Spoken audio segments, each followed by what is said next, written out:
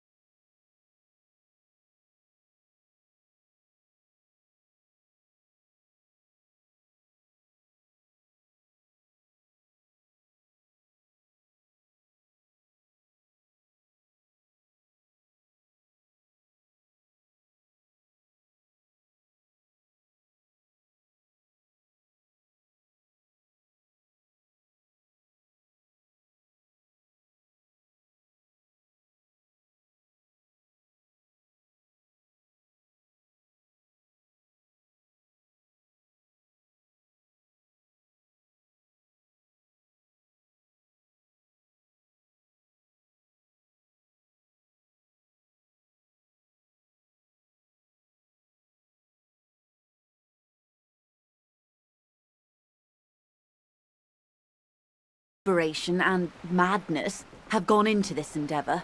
Vessels pass through the great unrest to re-emerge with apricots in tow. The logic of the system is totalizing. It's taken everything from its employees to build it. You know more than you let on. Certainly it helped, but most of the original Indo tribes have failed, or been absorbed. To survive, wild pines had to grow and adapt. No suzerain did that.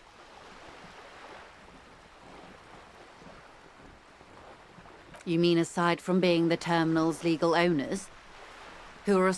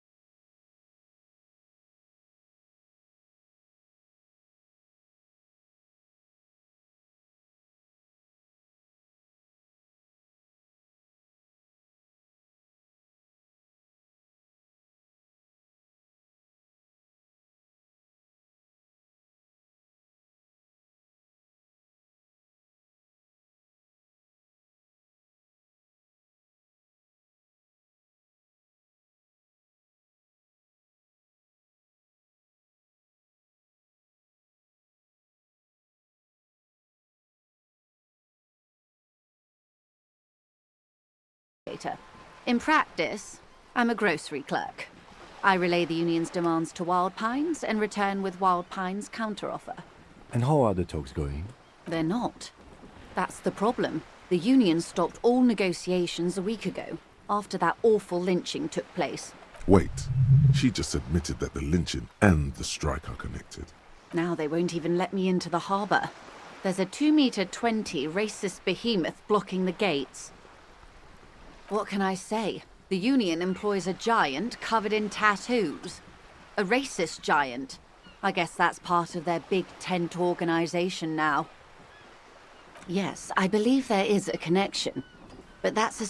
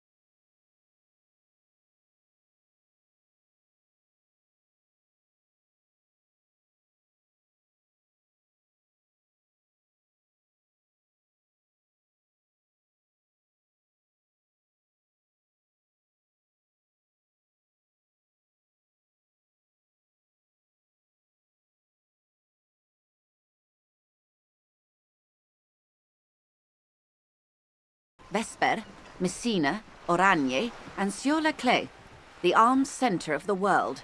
They landed here and ended the revolution. It was the moralist thing to do. The moralists believe in keeping everything exactly the way it is.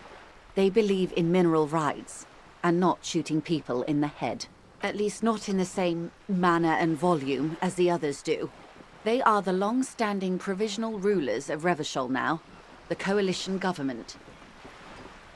This is their zone of control. They embolden the RCM with crumbs of the same law they took. Technically speaking, you are a moralist.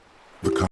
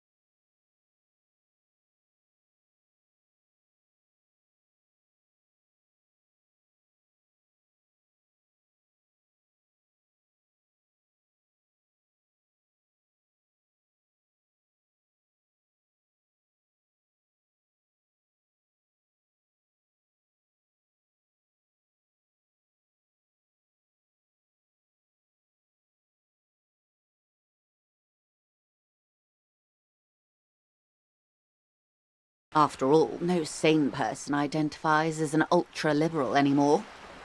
Not in broad daylight. You've got Revachol in your blood. A real nationalist. No? Tell me, now that I've uncoiled myself, are you repulsed?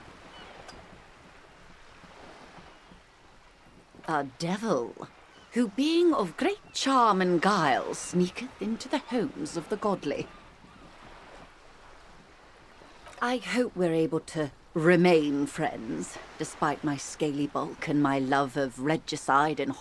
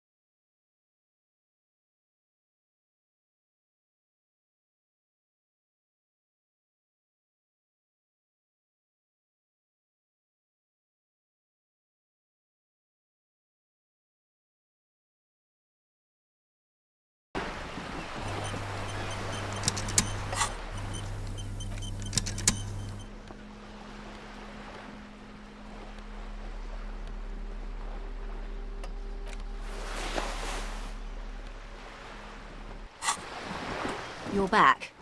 Good. What can I help you with at this late hour? Matter of fact, I don't.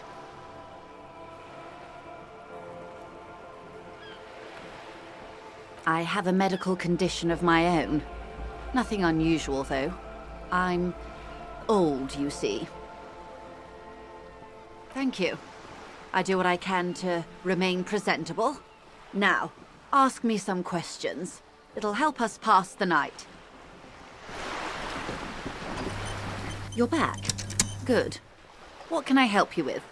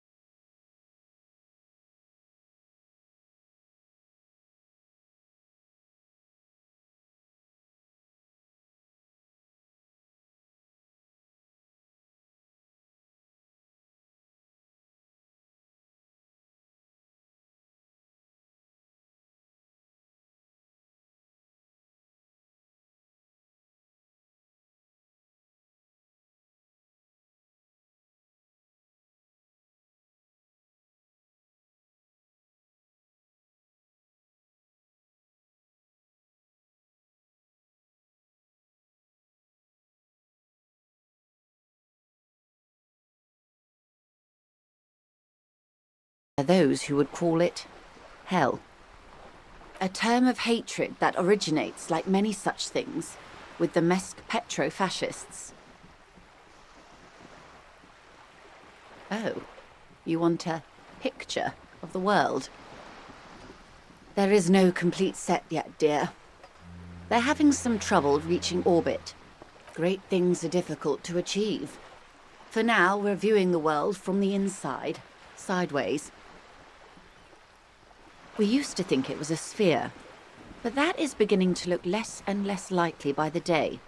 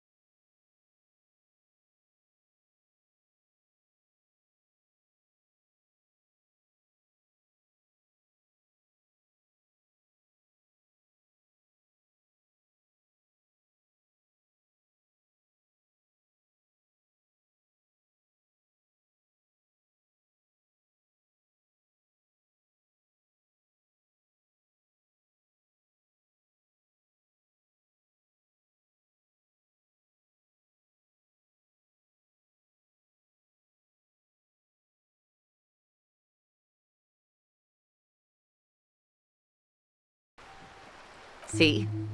Everyone finds something worth holding on to in this world, however wasted its opportunities. Suddenly, you're conscious of yourself standing there, on whatever this all is. Your arms hang down by your sides. The lieutenant observes you both, silently. He adjusts his glasses. The Pale is not, technically speaking, part of reality. Yes. Also, I think we've had enough excitement for today. We do have a case to attend to. Of course, Lieutenant. Let's try something else. Ma'am, remember you are dealing with a very sensitive and impressionable.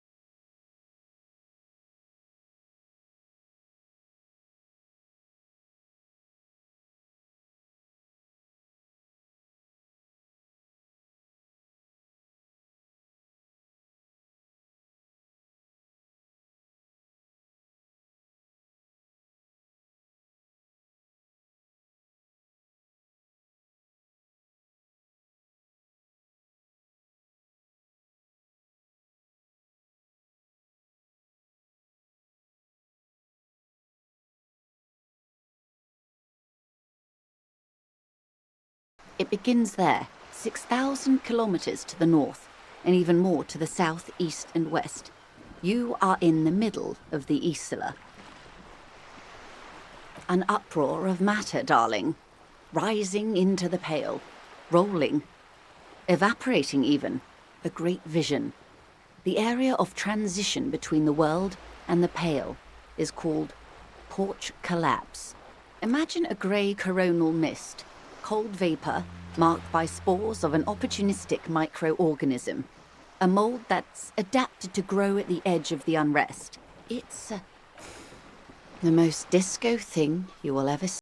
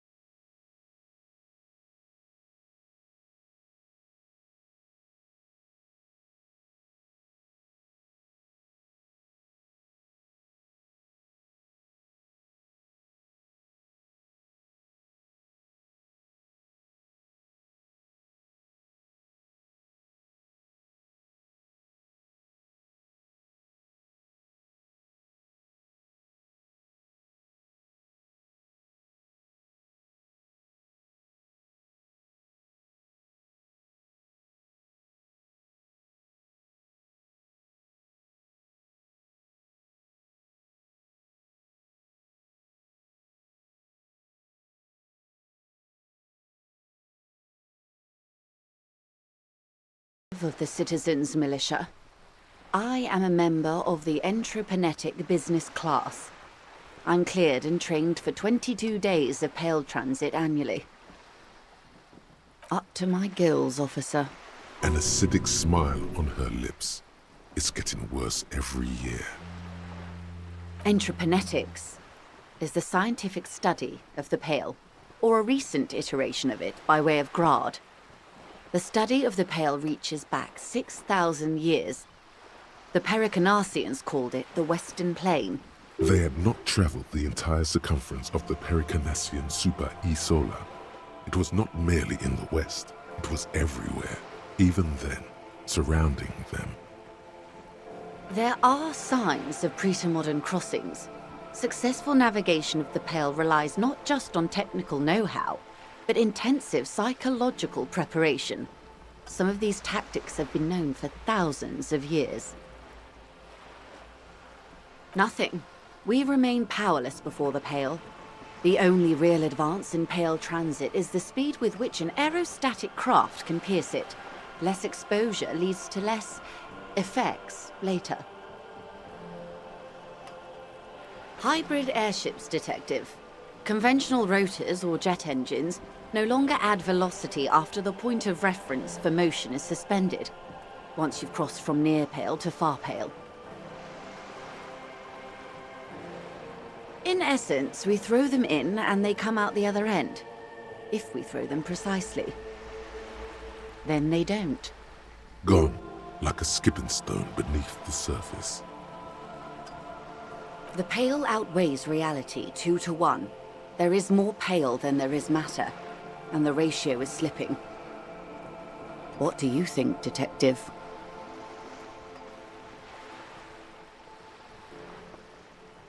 Precisely.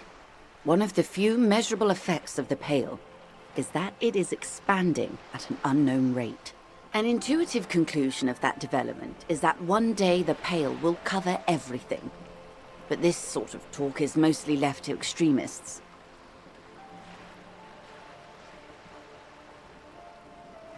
Most people, and indeed most private and government sector organizations, entire civilizations and religions even, find handy ways to ignore or downplay that knowledge.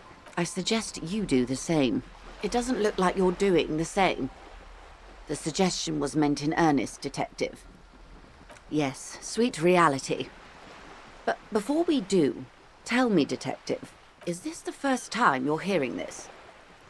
Do you really not remember anything?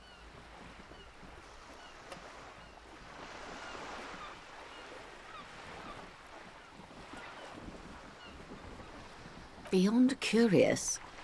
Tell me, what do you think of the Pale?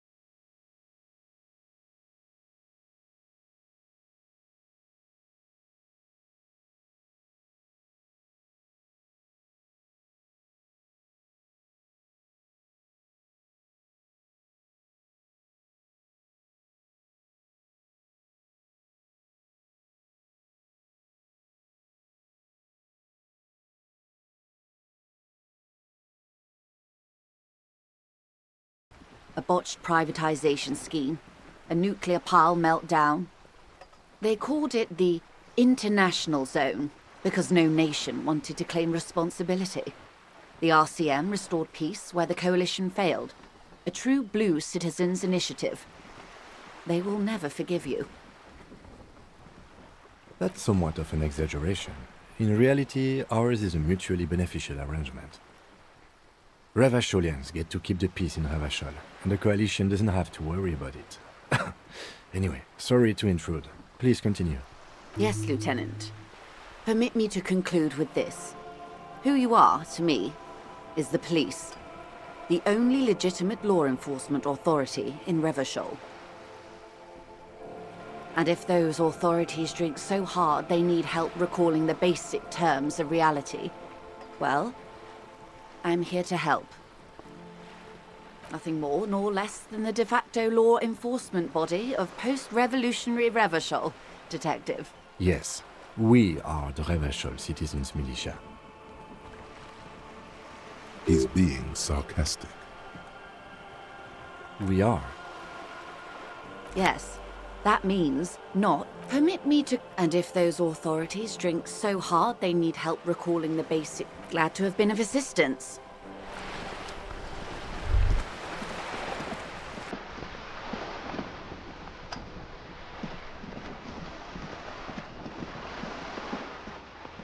A sturdy metal door guards the southwest entrance to the apartment building. It's locked. The door rattles against your knuckles, but there's no response. The door rattles again, but this time you hear an elderly woman's voice calling out from inside. Stop banging on the door! I'm not letting any more strangers inside. Doesn't matter who I am. Now go on, get out of here. From within comes the faint sound of a broom sweeping across the concrete floor. Ha! The police? Everyone knows the police don't come round here.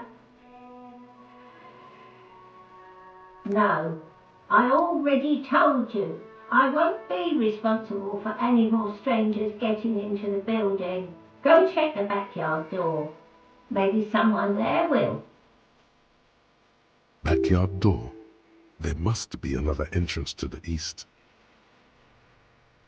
Madame, I assure you, we are real police officers. There is no reply. Just faint sweeping sounds inside.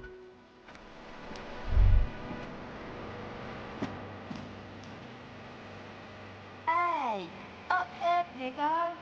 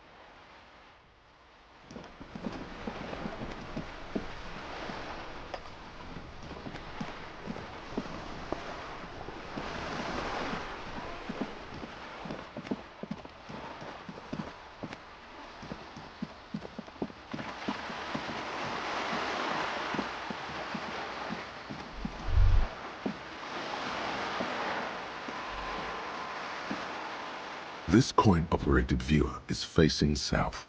The instruction manual says to insert 25 centimes and pull the handle while looking inside. Then use the focus knob to zoom in if necessary. Why place a tourist attraction in the middle of such poverty? There was a revitalization project in 49. The design studio tried restoring Martinez to its pre-war glory. It didn't stick. They got as far as the street lamps and the statue on that intersection. Then something went sour. I suspect that something was Everard Clare, the union leader. He muscled them out. It's how it usually goes around here. That's odd. I could swear you were a police officer. Your money disappears into the coin slot. The curtains on the display open. You lean in to catch the view. It's blurry. Different blues and greens. In the middle of the shimmer stands a drab grey shape, like a ghost. The lenses shift. The ghost sharpens into an islet in the bay. In the ruins, a man-made structure is visible. A half-sunken sea fort. Its concrete almost reconquered by nature. It looks as if it was abandoned quite some time ago. Nothing but a rotten tooth remains of the anti-aircraft tower. A lonely birch tree grows out of it. Really? I don't have the eyesight to make it out.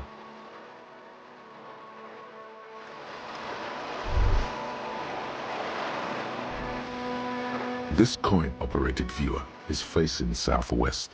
Its coin slot is full of fossilized bubblegum, rendering the machine permanently inaccessible. The metal feels cold and wet under your palm. It looks unhygienic. Probably some kids. A simple but clever solution to ruining a coin-operated viewer. It took ingenuity. A thick layer of graffito covers the lenses. You spell out the word Onuk written on the other side, with N and C scribbled backwards. That's Kuno on the lens. Under the graffito, a sea of blues and greys appear. Behind the water lies a coast studded with concrete and reeds. On it, a church on stilts, lanky weather-worn wooden planks, an X-shaped cross topping its tower. You know this to be the Star of Pericarnassus, or the Cairo, the central symbol of the Pericarnassian Church, a star, a great moral height to be strived towards. Around the large wooden building you see chunks of sea ice gathered on the beach, and a small tent set up on the ice.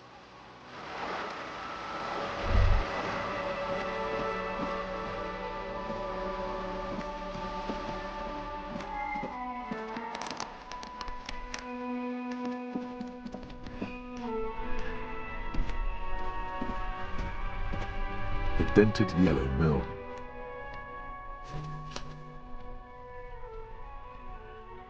The mail collection.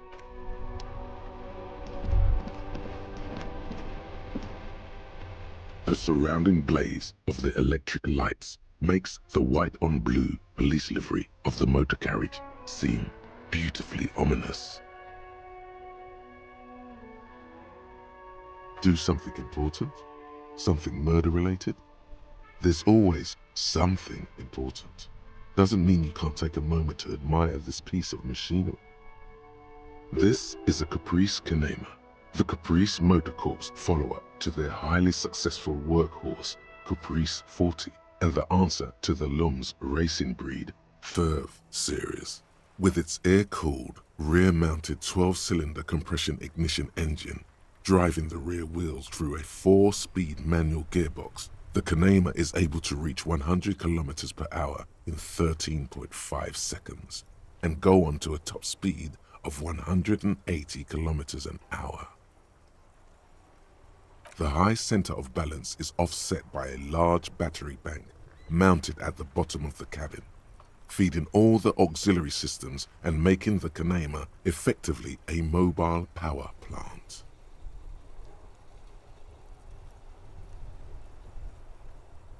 Even at a standstill, the unibody Caprice Kanema looks sleek and dynamic. The cabin is tilted frontward to give it a more aggressive, hunched look. Someone has waxed it recently.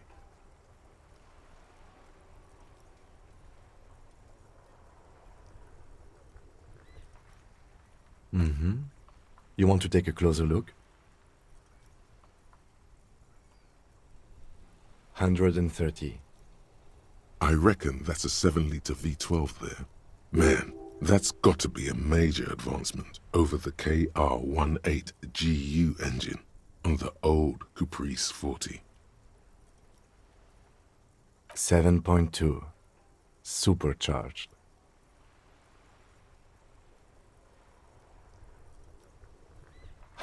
I reckon, man, that's got to be a major advancement over the... Yeah, you know it? Yes, that's right. I'm very impressed that you know these things. Yes, an extraordinary machine. It's nice and all, but why so modest? Put some zing into it. Flare it up. Slam it down. Helium headlights would improve the range and quality of the visual field a lot. Sorry, I'm not following you. Lingo it up.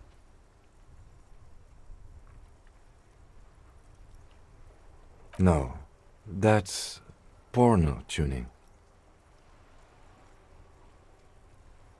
Those spinners were elegant, sleek, radiant even. What you're suggesting is porno. Porno. That's short for pornography. The sole purpose of pornography is to stimulate one's visual sense to evoke sexual arousal. The same is true with the modifications you're proposing.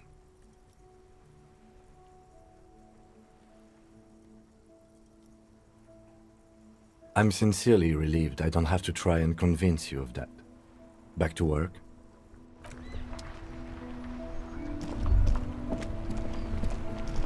Inside, you see a set of steering levers, a radio microphone, a pull-out toolbox, a metallic drawer slides. The pull-out toolbox slides back. The white suede feels your fingers waste no time closing around the handle.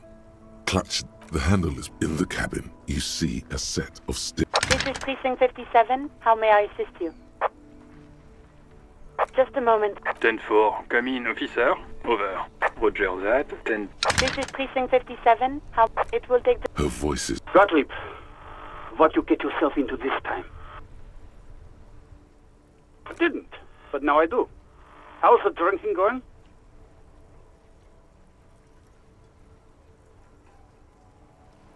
Great. Have a medal. I have an autopsy to attend to.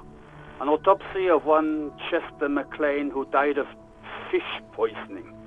Fucking, I'm not dead. It just hurts, okay? Oh, it's you. I know a woman skilled at that sort of thing over in Jamrock, but I wouldn't want to inflict you upon her. Best of luck, detective. What? You want me to do blood work for you again? Tell you just how bad things really are across the board? You want another rundown of everything collapsing inside your body? You want the real, honest-to-God truth? Stop drinking, eat magnesium and vitamin D. The money is probably gone. And no, It's not. Cyanoacrylate is superglue. Mm-hmm. Anything else I can help you with, officer? Of course. What is the number, officer? Yes, hold on. Her number is 005 1944 298. Received. Hold on, officer.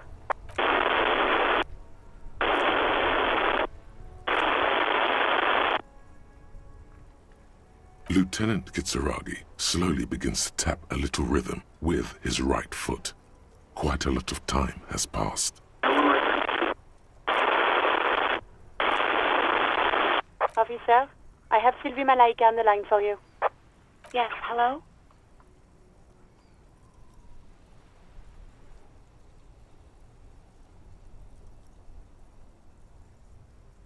Oh, right. Hello, officer. What can I do for you?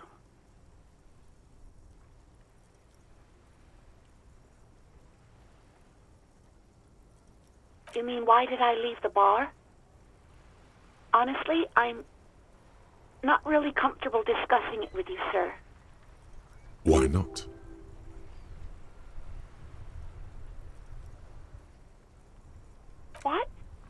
Why would you even think that?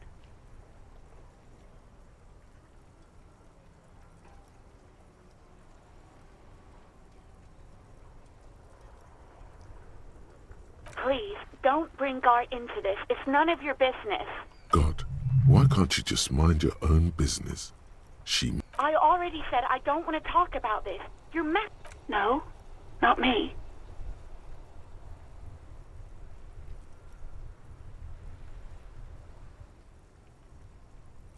No, sorry. I don't.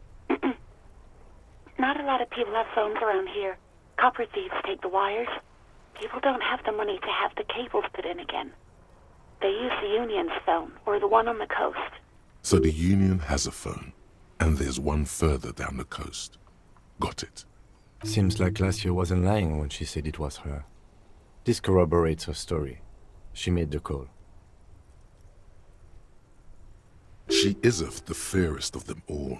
The ugliness of lies would never escape her lips. What? Of course it bothered me. But I thought the Union already knew about the court.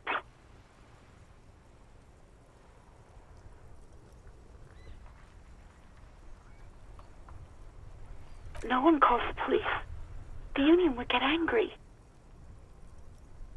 You know, what the Union says goes. People listen to them and they take care of their own, which is like everyone here.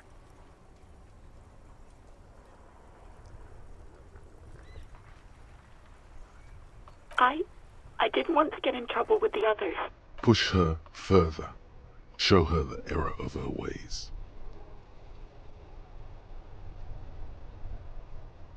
I didn't know I had to report it. I thought someone would take him down eventually. You can almost hear the girl getting smaller on the other end of the line until she almost drowns in static. Okay. Yes, I know who you are. You're a police officer. The law. You told me back in the whirling. You told everybody. And so does your badge. I don't need to hear about it anymore. Oh, no, I haven't, sorry. Real policemen have uniforms too, by the way. Where's yours?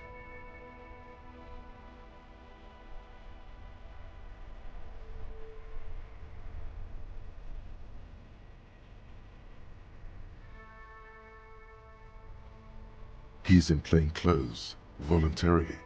It's different from not knowing where your uniform is. Please, no. Not this again. Everyone saw your cool gun detective. You were trying to impress some people with it. Everyone was eating, and...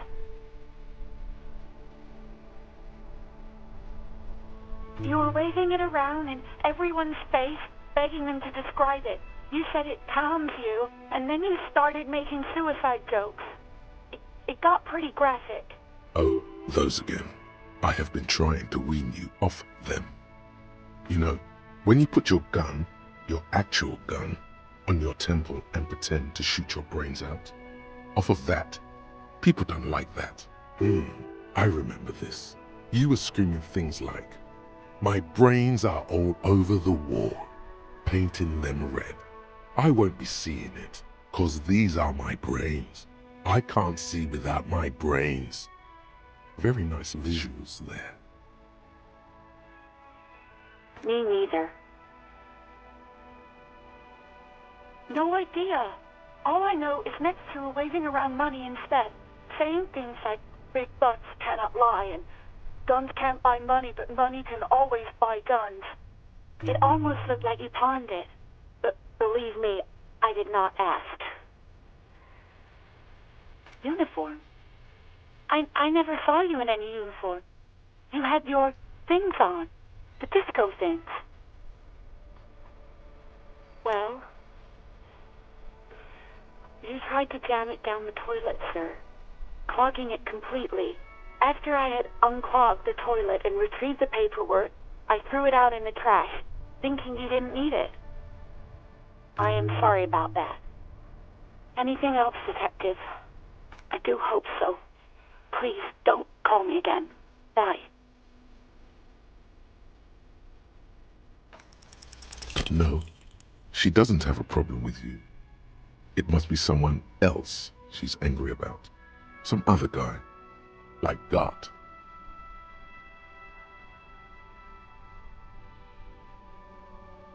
You know women and their constant problems. Yak, yak, nag, nag. How's one supposed to get the love going? That's where you step in. You're Lieutenant Love, matchmaker extraordinaire. Help the poor girl out, lest she turns into a spinster.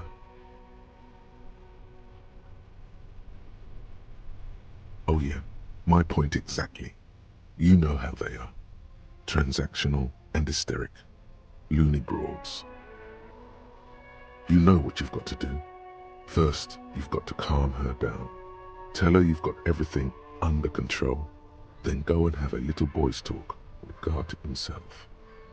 Think you can do that, Lieutenant Love?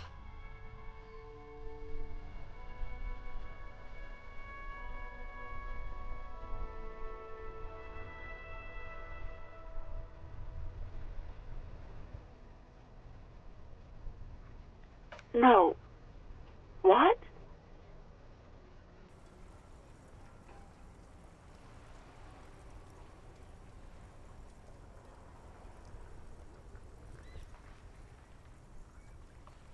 God, what is happening in your head? Oh, God. Please, just stay out of my life.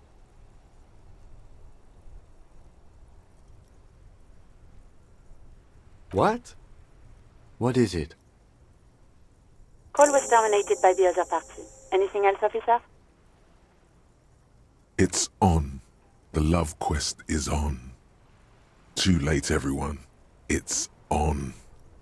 Take it to God now. Just a second, officer. Sylvie Malaika on the line for you, officer. Yes. Hello? Oh, great. What else do you need, detective? You hear the... Anything else I can help you with, officer? 57. In the cabin, you see...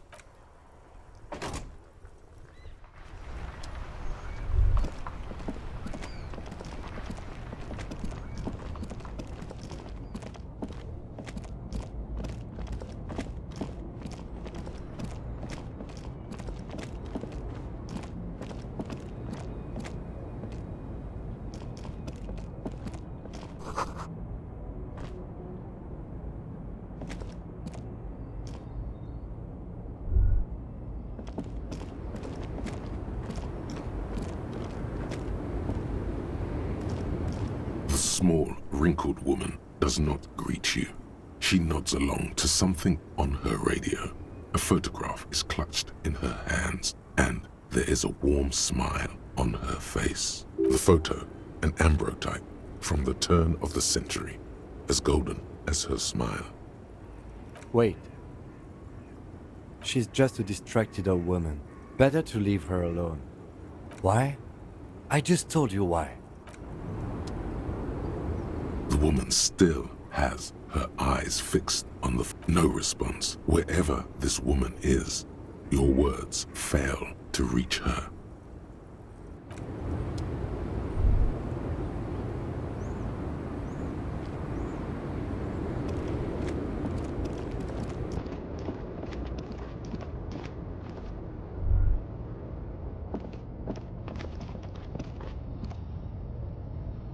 A Stars Ryko, one of the finest Zhimsk-made motor carriages ever. An oldie, but a goldie. Not many people outside of Grad, and Revachol West too, it appears.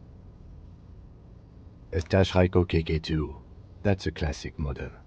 Never thought I'd see another one repainted after what happened last time.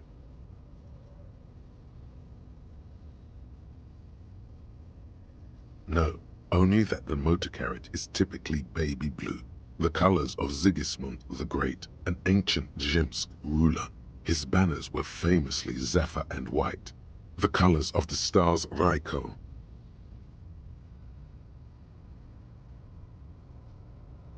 That's, well, Yes, exactly it, more or less. Except it was a crowd of them.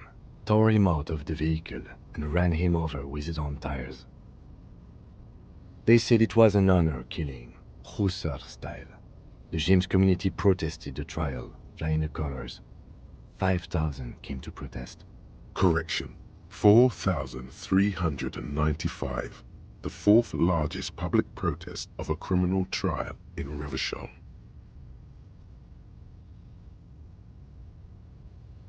Is that so, officer? I'll take you at your word. People we are paid to protect. Let's leave it at that. 4 years for murder in Reunion. The perps were remorseful. Their sorry knocked 8 years off the sentence. That's the system. The prisons in the greater Revachol Industrial Harbor are already full. Prisoners are expensive to maintain. The longer the sentence, the larger the cost. Could it be another Stajrajko murder? Honestly, that just doesn't seem like the type of vehicle our dead guy would drive. So my initial guess is the two are not related. Yes, detective?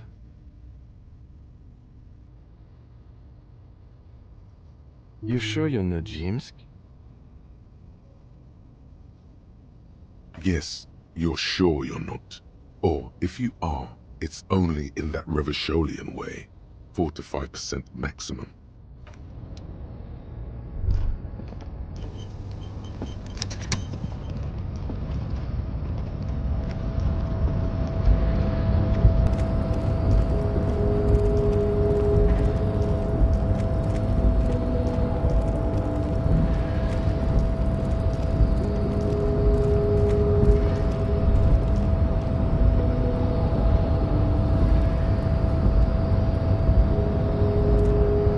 Nobody betrays your degeneracy.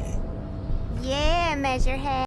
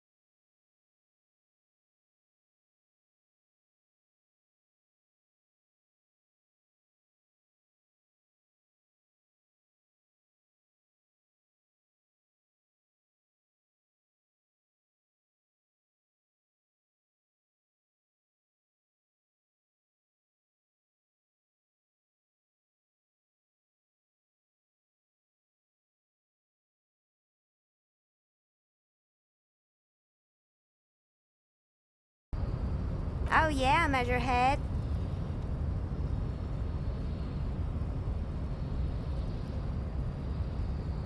No, you don't. You need to get another drink. Occidental Haplogroup B4 is done giving orders around here.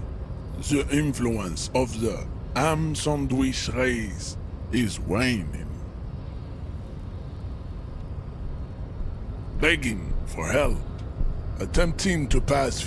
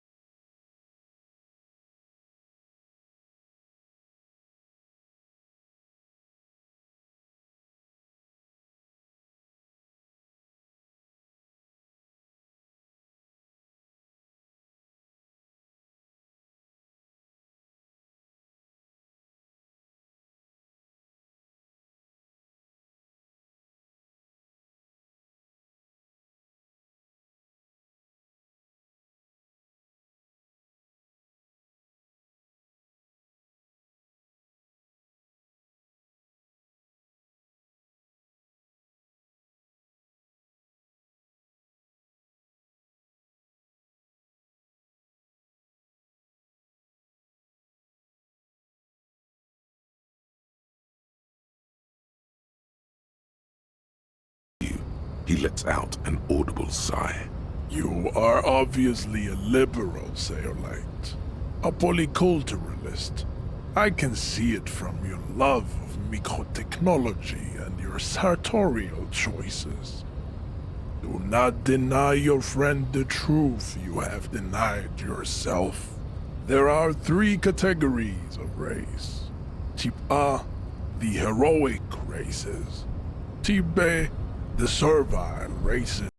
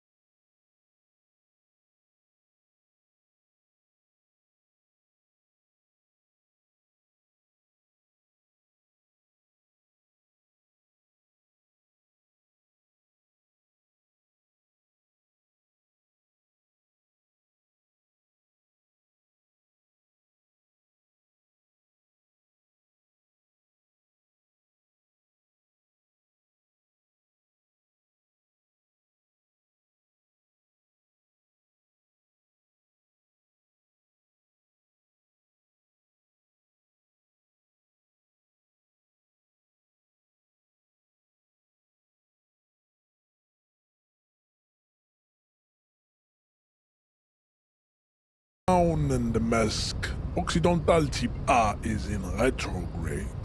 The Seminese and the Areopagites are on the ascent. The Areopagites are the master race of the Ilmaran deserts. The Seminese are descendants of the Areopagites. We came here during a heroic migration from Ilmara to Ansuland, thousands of years before the lactose-intolerant Maun-written Occidentals discovered this place. Wait, didn't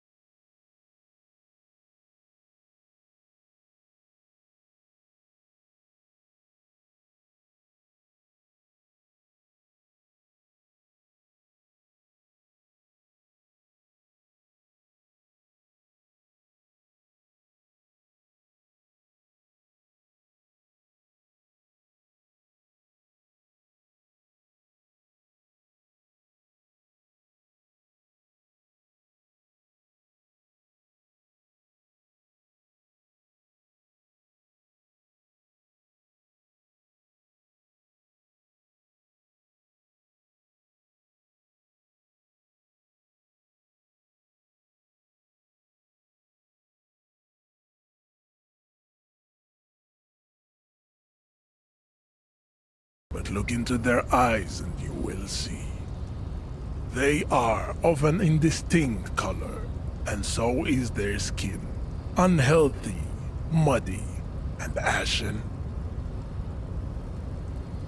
Pinkness is a racial quality that has to be earned through centuries of advanced ballistic warfare and cultural domination that the Grad people have undergone for drinking, al-rule, and smoking.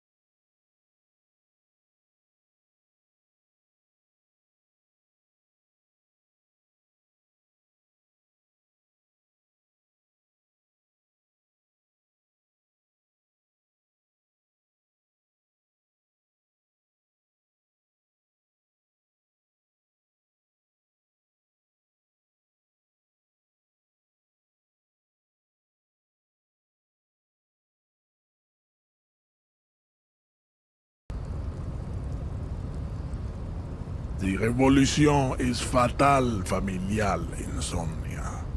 A hereditary pris en condition passed from the Khoikhoi to the Occidentals.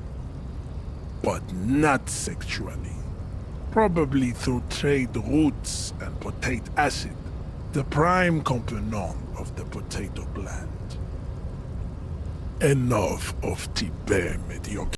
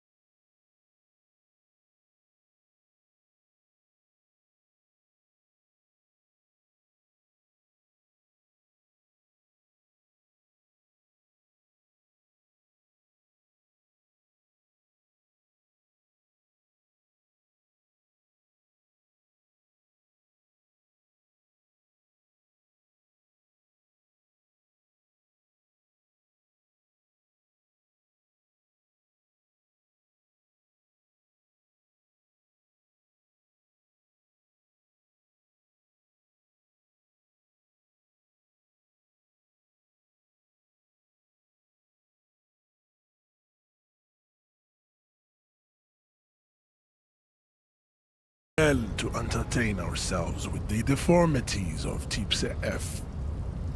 Were there any able-bodied races you needed education on? You understand nothing.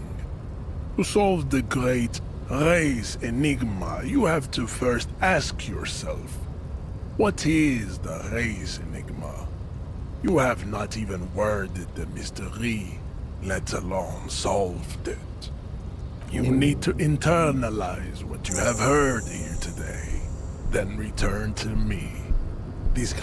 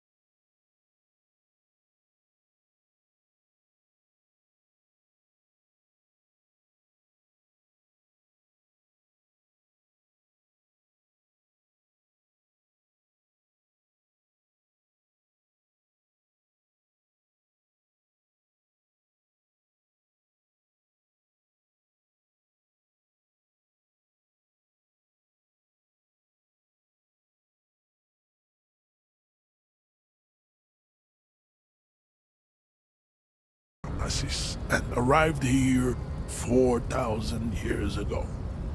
We are the future. That is all you need to know. I am a descendant. The narrow streets of Elysium are with me in my genetic dreams. I see young Semini's women walk into the grey mass on Ile de Fantôme, waiting on immaculate conception from the pale.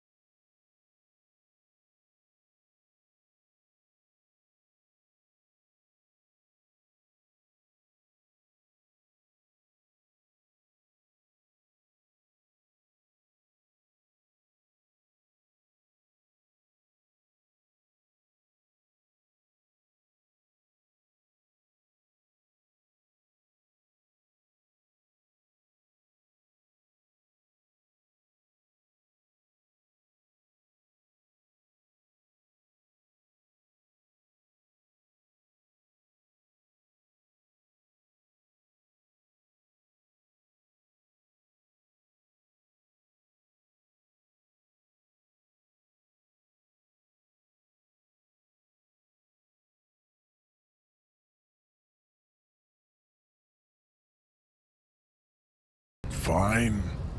They have recently fallen under the influence of a possibly sexually perverted female vagrant and a narcotics peddler. It's shameful. Find out for yourself, endomorphic blub. Interesting. Racists are generally not very good examples of their race.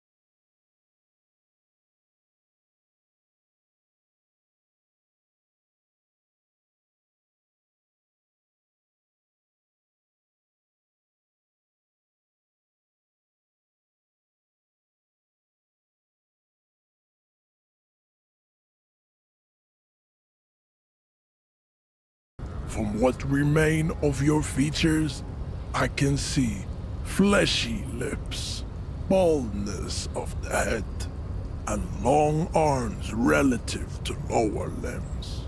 This leads me to conclude you are not a police officer.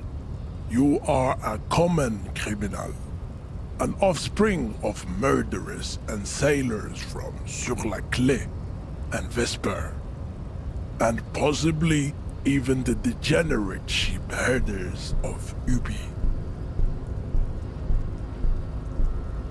Your racial heritage is uninteresting. It is the same as all Rivasholians. Your parents and their parents made the decision to reproduce while under the influence of Al-Ghul. That is the only reason you are here. There is nothing funky I cannot possibly imagine. The man looks at you, silent and unmoving. His eyes burrow into the remnants of your soul. You are not Santiago. Santiago is not you. Even the phrenically impaired can see this.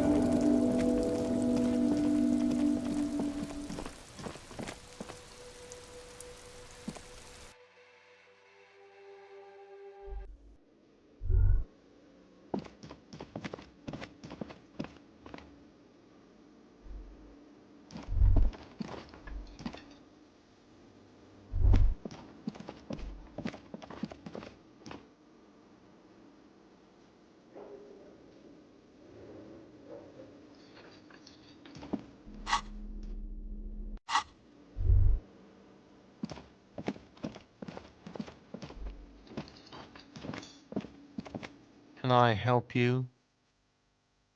God. Oh, but he should be. Lay it on him.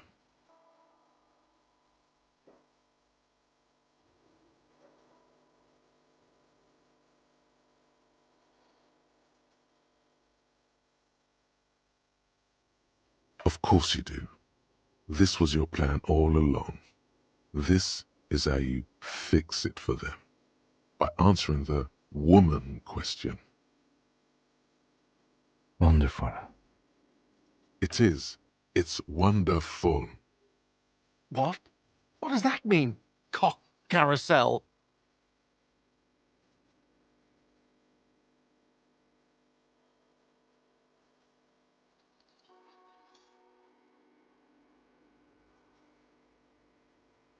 Does it mean you talked to her? What else did she say about me? What else do you need?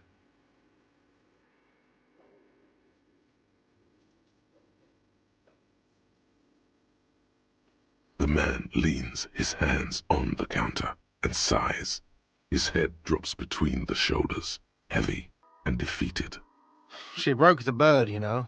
The great skewer. I found it on the ground with the broken wing on the morning she left. I should have known. It was her way of telling me to piss off. I should stuff it up my arse. Or you broke the bird. It can also be that. I think Sylvie even. Yes, the bird is connected to this. It's a symbol of hope, and she broke it. Huh. Cock carousel. I think I understand now. It's what they ride until, like, 39. They ride the cock carousel until the clock runs out. Here, have the rest.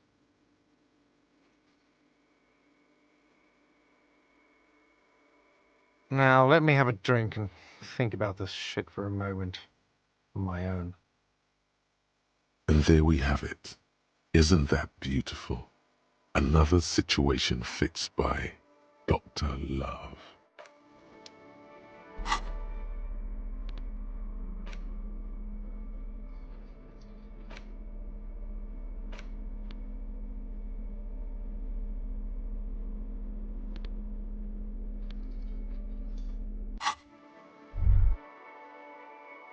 Can I help you? Got the 20 real? Good. You got the room for the night, but remember, you'll need another 20 real tomorrow. Another thing. Great. I love those. What are you, a cook now? That's none of your business. No, you don't. If you had a warrant, you'd be shoving it in my face right now. Besides, the RCM doesn't do search warrants. I know the law. You'll just have to wait for the kitchen to open. If you have to get in there, which you don't. You do realize you can just go into the kitchen at 1300 hours.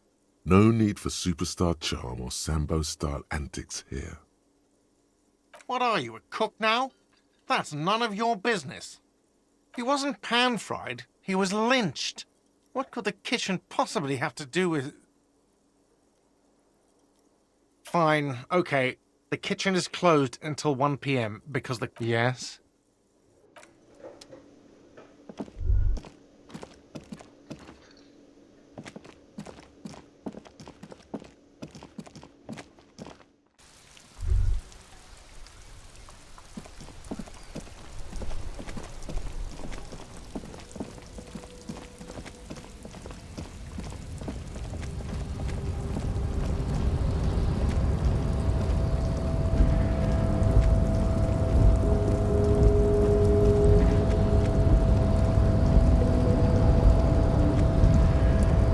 The unpromising race pupil returns. Oh, don't be vulgar.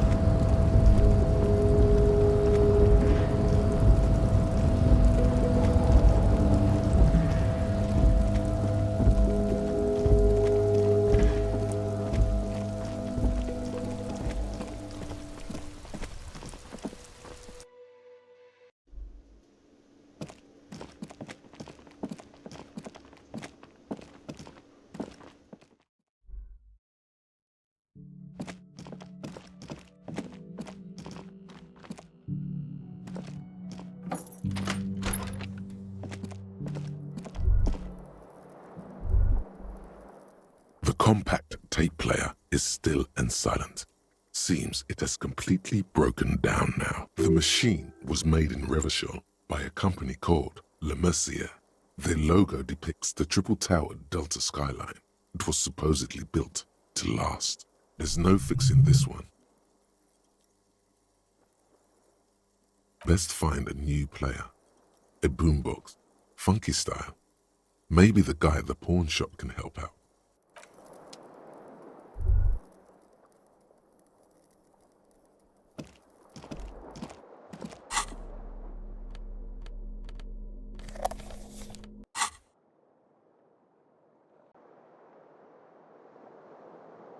The bed is still cold from the broken window, and not too inviting. But it's yours. You've earned it. The bed is still cold from the wind blowing in from the broken window. The mattress creaks as you close your eyes and try your hardest to fall asleep. Here we are again, my broken bird. The waves are coming, carrying you away. But you can't go. No, you have to stay. Always half aware of yourself. You're not cooperating, brother man. It's your disgusting body. Even through your sleep you feel a vague discomfort suffusing it. Your belly and your sides are unpleasantly tender. You wish you could curl up into a fetal ball of safety. But you cannot, because of the pain. That pain in your right side is your enlarged liver, by the way. As for your kidneys, you've really been compounding the damage lately. But this suffering, it must have some kind of meaning. A story that will come out of it. Perhaps even a story that you will write yourself.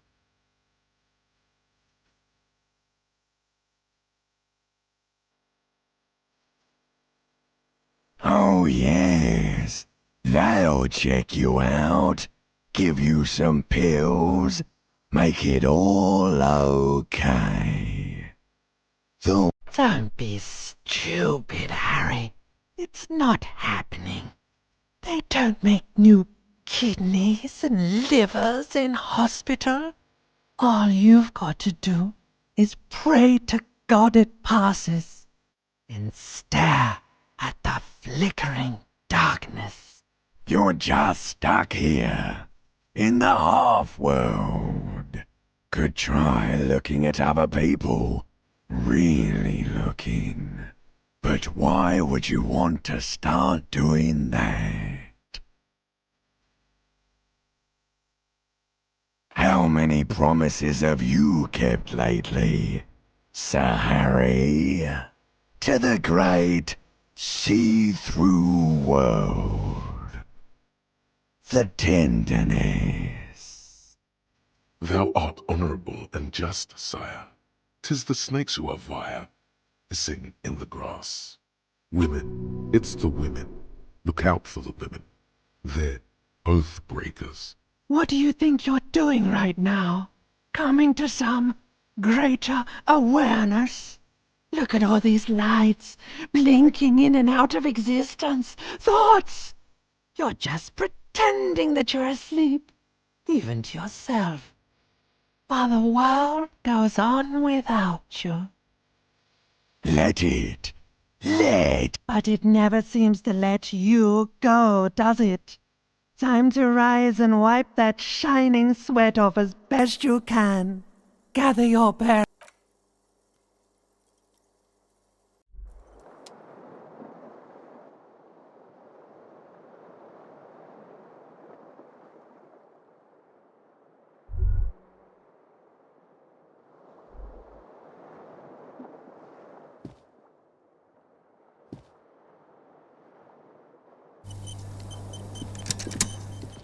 The window stands broken in its frame. The morning light hurts your... A mirror hangs on the bathroom wall.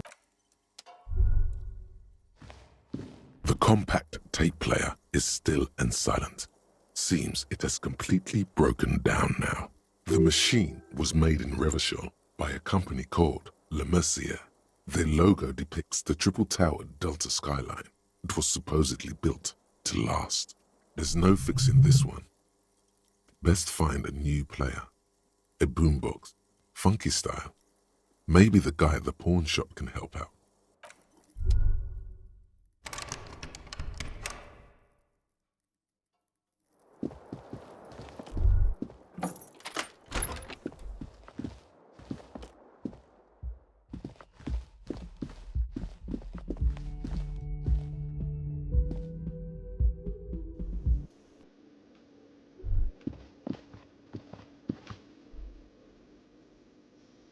Yes?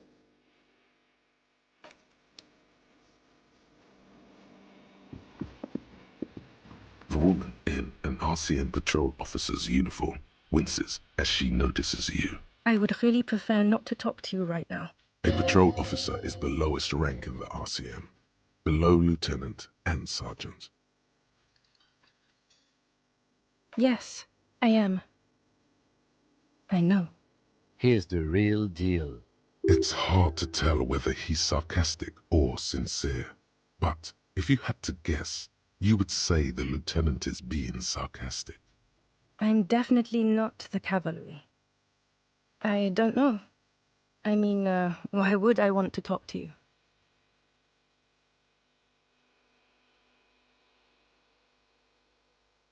No, you haven't wronged me. It's okay. Okay, fine. Let's talk. What did you want? What does one talk about with a fellow officer? What precinct? Fucking deranged lunatic. You're getting an intellectually unsatisfying vibe from this conversation. Maybe you're doing something wrong. I don't know what to say. Don't say anything, Judith. Me? No. I'm just a man with sunglasses. I like wearing sunglasses inside. Sunglasses and a fucking wig. Okay. I'm just looking out for... No one. I'm just a man with sunglasses. And you are? Yes. A policewoman who just wants to do her job. That's all. Something about the man with sunglasses and you, the energy between you two is making her uncomfortable. You look like shit. And I don't mean that as a metaphor. Oh, don't be so modest. We're looking at several months' worth of damage here. Kind of a miracle you're still up and at it, to be honest. Oh, come on, Jean. It looks like it's been a rough week on him. It's not just this week. What do you want? There's something about this guy that matches with a face in your head. A similar but different face. He might be wearing a disguise. Yes, it's a hobby of mine. As if waiting for some kind of reaction or response. Something to click. It's not happening though. Who is this guy? I'm not getting involved in this. About what? You don't look like a cop. You know what you look like? No! You will not start blabbering about that asshole. No. 'Cause it's not my job. Why don't you go and fucking do yours and solve this damn hanging? Actually, I don't want to hear you say things. Come on, Jean. Okay, say things. I want to hear you say things. Hear that? He wants you to say things. Suddenly, out of nowhere, case-related things start popping up in your head. You think he was hanged as a cover-up? To hide the shooting? Okay, well... I don't know. Why are you? It's like you felt it would be intellectually stimulating and would lead somewhere. A custom even? Strange. Oh my god, there's more. You want something more? What is it? Okay, why not? Let's do the old thing over again. So, do you know who hanged him? Yeah, I can see that. I don't know. Why are you? Oh my god, there's more. You want something more? What is it? Watch out for yourself, Luke. That voice, so very familiar. Did you hear it when calling to your station and reporting your badge missing? Oh really? I wonder where. That's the where you remember me from?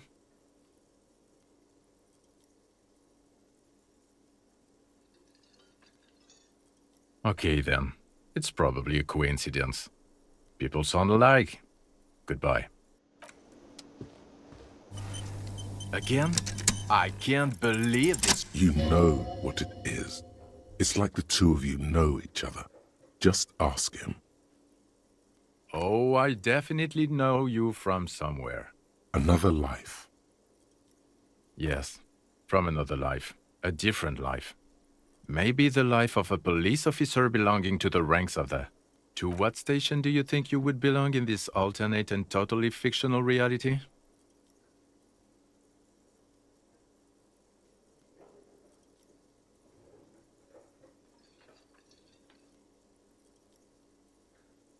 Okay, that's plausible. That's entirely plausible. Now we're really getting somewhere.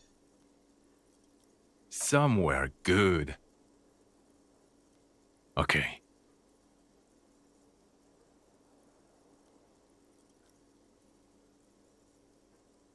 Let's be crazy. Let's say you and I are partners. How's that for a thought experiment?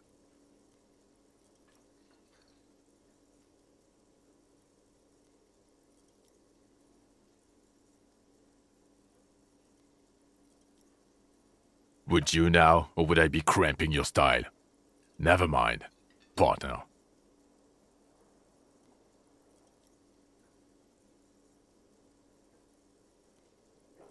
Okay. How about you stop wasting my time and get on with whatever you were doing then? Oh no. You see, I enjoy watching other better cops solve crimes. And let me tell you, it's been quite a privilege seeing you work. This isn't helping. You're not going to believe this, but police officers. Yes, sir. Solving crimes, locking up bad guys, and get this, and not getting that drink on at 2 o'clock. Just some regular boring motherfuckers in suits and uniforms. Nothing spectacularly extravagant like you, the far-out son of Lang. Oh, it's you eccentric genius. I mean, with your unorthodox approach to police work, it has to be you. Not even a little bit. It's an urban myth about an officer who is so far undercover he can't remember who he is. As I said, just an urban myth. You are not the son of Lang. Yes, you get the joke. Leave it at that. Neither can I, partner. Neither can I.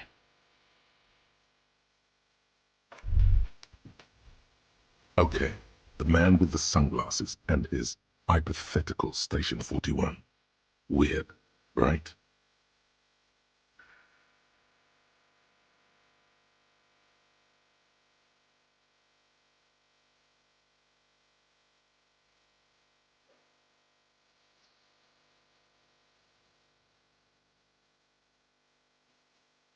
There's something missing here. Something you can't put our finger on. You know what? Just ask him. I know it sounds crazy, and you'll probably get laughed at, but still. Yes, just cross it off the list. It's probably not true, though. Again? I can't believe this shit. I'm going to say no, just to see what you'll say to that. What'd you say? Okay? Jean, he said okay. Give it a rest. Okay, I was clearly wrong. He is a firefighter, male nurse, animal control agent, something of that kind, not a cop. Go on with your cop work. Don't let me stop you again.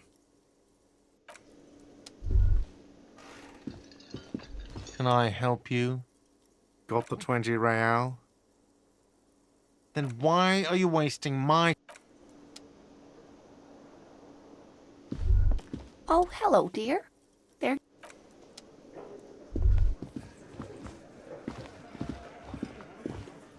I've got nothing to say to you. Why are you wasting your time?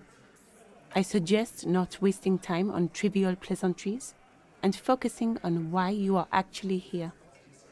Titus. Even though she has excellent control over herself, something moved behind her eyes, in the way she stands, in her face. You are not here to chat up the legal counsel. You are here to question these men. I suggest... Even though she has excellent control over herself. No. Talk to Titus. The clowns are still hanging around. What is it now?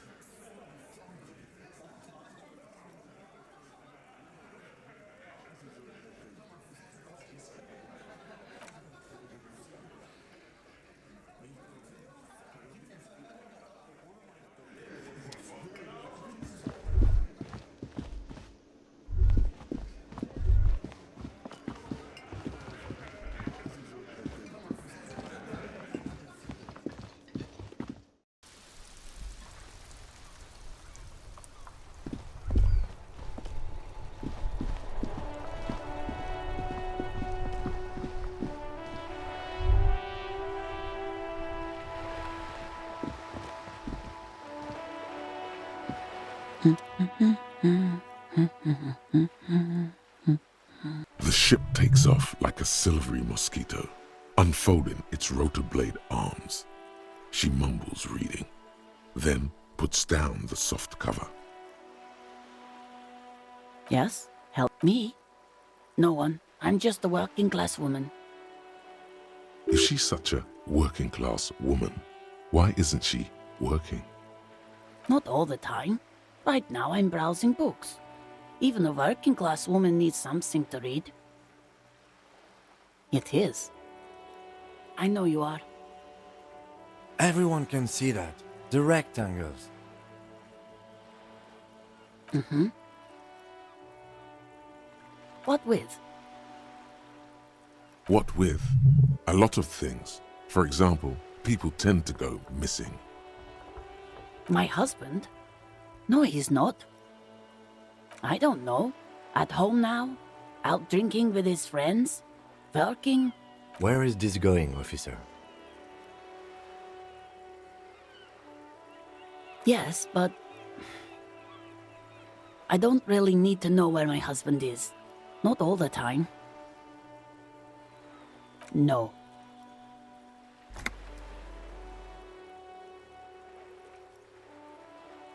Why are we still talking about this? I haven't lost my husband. It's got to be something else then. Why else would you be asking her if it wasn't? No, absolutely not.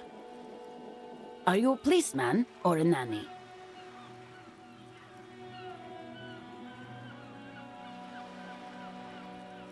They are not missing, sir. You know where they are. They're at home, smoking, giving the ladder of vices a chance. No, they're at a disco, getting down. Stupid disco dancing teenagers. What? That's just... My daughters are perfectly fine. They're with their friends down in Shamrock. There's nothing to worry about. They're almost grown up now anyway. They're past the age they need me protecting them from everything now. My youngest girl, Jolie, is just shy of 16. Jenny, she is turning 18 next month. But we shouldn't even be talking about them. Why do you need to know this? Haven't I repeatedly told you that they're not missing? That they're in Shamrock, safe and well, at some stupid party? There is no investigation here. I can tell you that. Okay, it must be asked then. What are you doing here? Why are you pursuing this? I don't mean to disrespect, sir, but you are being a bit of a cockatoo here. For what it's worth, I agree. But cockatoos can't be stopped when they get ladies. It's better to indulge him at this point. I don't even have a cockatoo. And guess what? It's a trap. Never ever say what. Even if I had, it wouldn't be missing. Great. Nothing. Go read up on them if you're so interested. There's a great book in the bookstore. Maybe you should. What if the cockatoo is your astral captain? Or your heraldic bird? Wonderful. The store is open. Her hands move over the book covers. The tips of her fingers look rough, stained with yellow. It seems like she has spent a lot of time at work. Another comrade. Years of labor are pressing down on her shoulders. She deserves a hug for all the work she's done for mankind. You step in and close your arms around this foreign body, wandering astray in touch. There's a small movement beneath your hands as you shut your eyes. Then a tiny voice breaks out and asks, "What is happening?" She seems to be confused. Your hands are wrapped around her polyester coat. The fabric feels cold, moist from the sea nearby. The situation is oddly intimate. Your cheek is pressed against her shoulder. Her hand is trapped between your chest. 5 seconds pass, and their passing seems so unimaginably long. Then she coughs and says again, What are you doing, officer? Fighting for it how? Oh. I guess it's better than nothing. Keep fighting on, my fellow comrade. Is there anything else I can help you with? The woman before you nods and returns to her reading.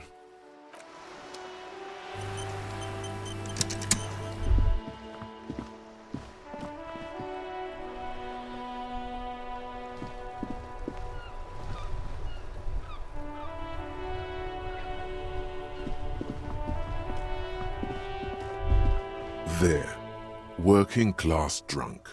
You know what this means, right? Cracked it. All in a good day's work. What do you mean, what did I crack? Look at how working class that drunk is. Yes, and you found him. Now go and tell the working class woman. Protect and serve, recruit. Didn't she repeatedly tell you her husband isn't missing though? There's no need for champagne when there's honor, recruit. Go and tell the working class woman what you found, right now.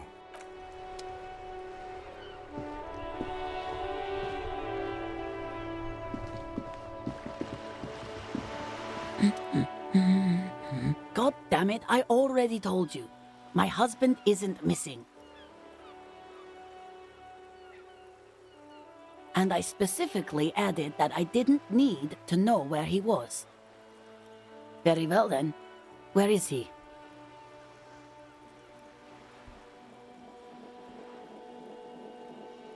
Excuse me? I don't follow. Right, 'cause working class women come with alcoholic husbands. You know what? Remember, about that what, never ever say what.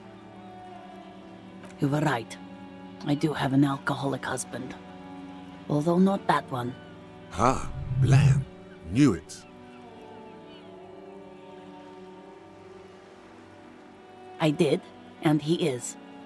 He's also an alcoholic. No, he's not. Or maybe he is, I don't know. He's probably in the park or in Shamrock somewhere, drinking with his friends. I haven't seen him for... Well, to hell with him.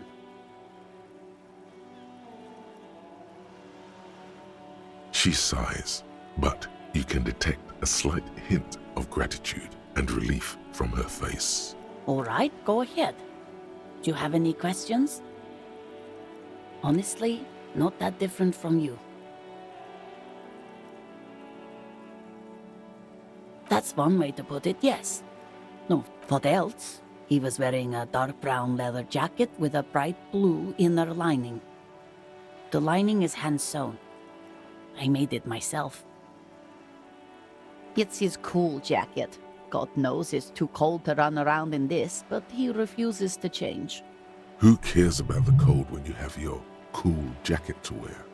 You can completely sympathize. I even tried throwing it away once, but he just dug it out of the bin. Can you believe it? Well, what can you do? I hope that at least that extra lining helps him keep warm at night. I wouldn't like him to catch cold. Yesterday morning, he went to the library. He went to retrieve my book, and he promised he'd walk straight back home. Because we talked about this. We talked about not wandering off again. I don't know what to do. I honestly don't know what to do with his addiction. Just makes me feel weak. Gone for around 36 hours then. Damn, this is a missing persons case. She turns away from you in an attempt to recover. So you are going to look for him? Thank you. Please do. Even though I'm sure he will return home by himself. I'm still sure of that. I'm sure he will too. When he does, would you let Precinct 57, Kim Kitsuragi, know? I will. Of course, officer. Yes, right. What about him? She gives you a short...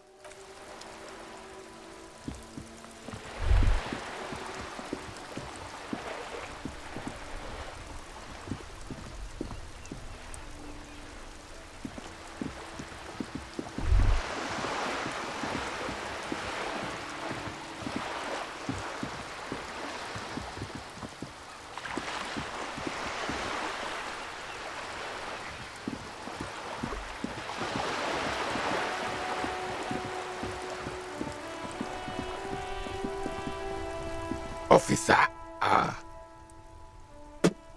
God damn it. Pull yourself together, René. What do you want? I prefer the old name. Insulindian Lily. Girls bought them to young cadets when they entered service. Wearing them on your cap was supposed to bring good luck.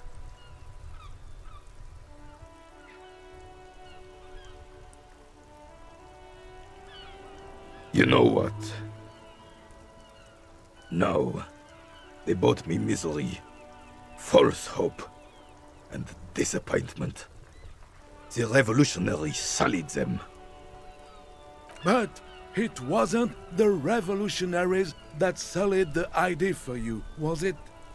She gave them to me too, and your jealous little heart just couldn't accept it. Enough! I can go over these matters in detail with you, Gaston, but not while we have company. So, officers. Maybells don't blossom yet, do they? Maybe on some remote parts of the city they do. But I think you'll have to wait for at least a month. Yes, the Debardeurs Union pays me to stand vigil during the nights. Not out of any political allegiance, mind you. I'm an old man. Don't sleep more than a few hours every night anyway, and money is tight.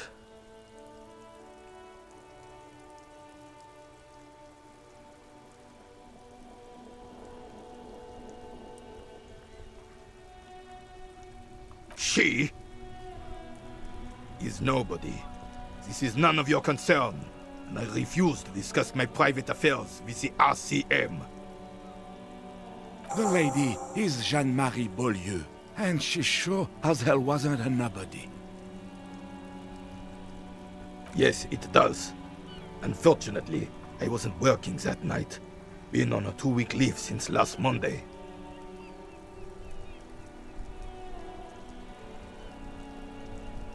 No one.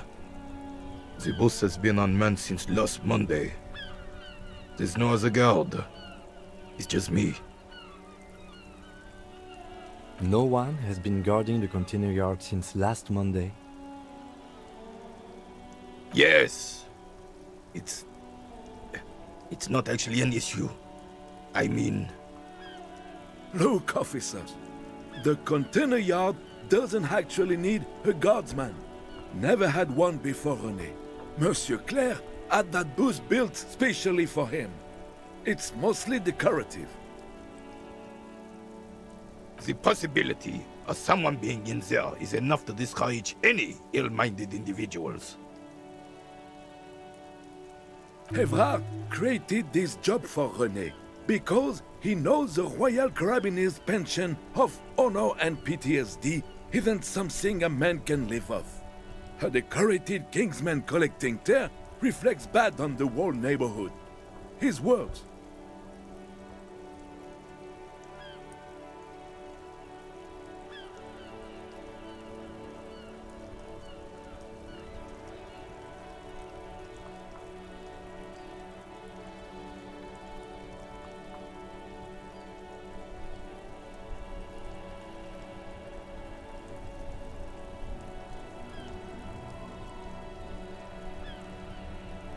Look, officer, can we conclude the topic of my guard booth now? Yes, like I said, it would be up anyway, so might as well keep an eye out. It keeps my senses sharp. Unfortunately, I don't. Unlike most of the locals, I have no qualms about assisting law enforcement, but this affair has passed me by completely. In Martinez, the Union is the law, so can you really blame them? Cop is a pejorative term. I don't have a problem with policemen. On the contrary, I admire the effort to bring order to our streets. He doesn't know about the crime. Your time is better spent discussing politics. I'm confident they are indispensable in regard to all the paperwork and other administrative duties.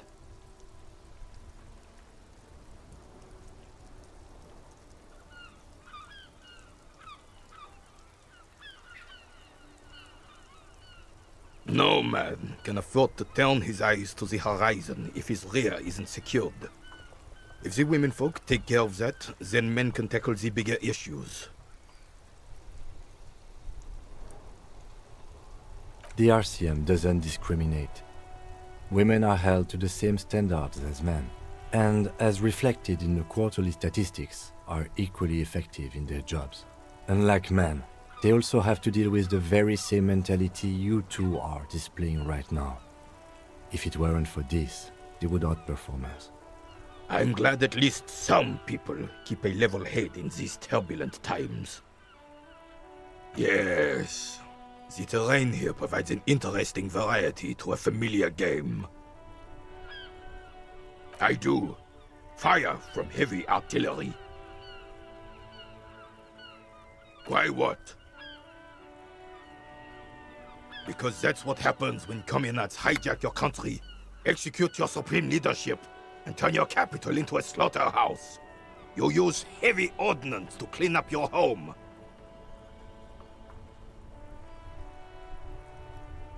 Commies, communists, socialists, anarchists, call them what you like. They just chose a name to feel special. Senseless sentimentality. Sadly, no.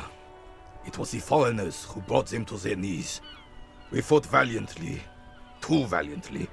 So valiantly we got licked.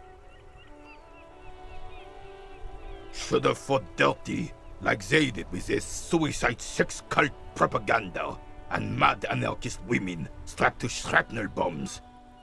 We didn't though, and we lacked caliber. God bless him, but the suzerain's cannons simply weren't big enough. It was probably a bit more complicated than that.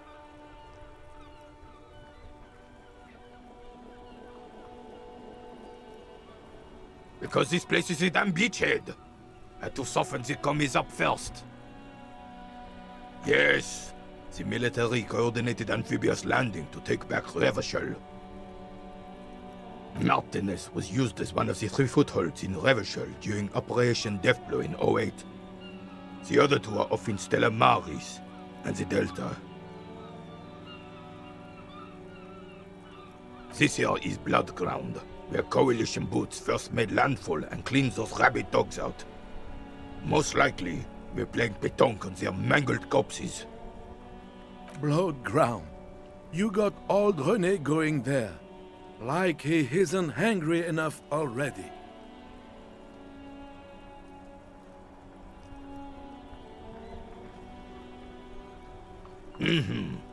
Don't get me wrong, officer. I hate those foreign dogs, but the enemy of my enemy and all that. They're the lesser evil. Damn right, son.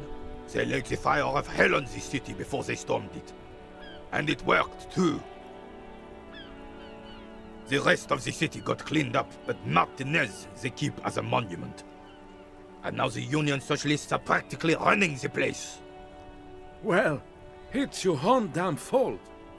You, we, the Coalition, Revachol, whoever you want to blame, never finished the job. Officially, the party never surrendered. Of course they still hold influence. You don't even begin to truly understand the players at the table, let alone the specific circumstances surrounding the... Thinking men have opinions on these things. Present one.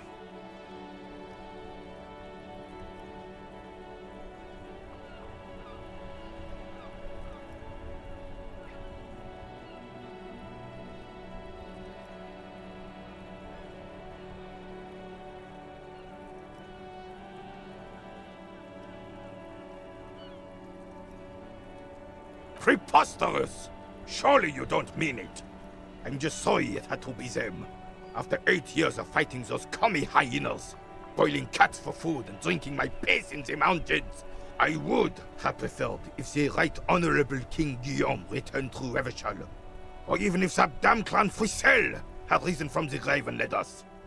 Sadly, that was not the case. Instead, all that is just, holy, and beautiful in the world was wiped away, and now it's neon signs with toothpaste ads everywhere. Foreign influence peddling garbage and stupid music on the radio. This is just what the commies wanted. This was their plan all along. This is what they wanted to replace the role of the suzerain with. It doesn't. That was 100 years ago. It got nothing to do with anything. Damn Frissel. He was the king we couldn't protect. The Carabineers failed him, and the crown. He died in the hands of the Hyperlay, in a very public execution. He slouches as he says that. It makes him smaller, admitting they left the king to the mob. A true king in both blood and mind led Revachol before Frissel. He would have been better, but the damn commies drove him into exile.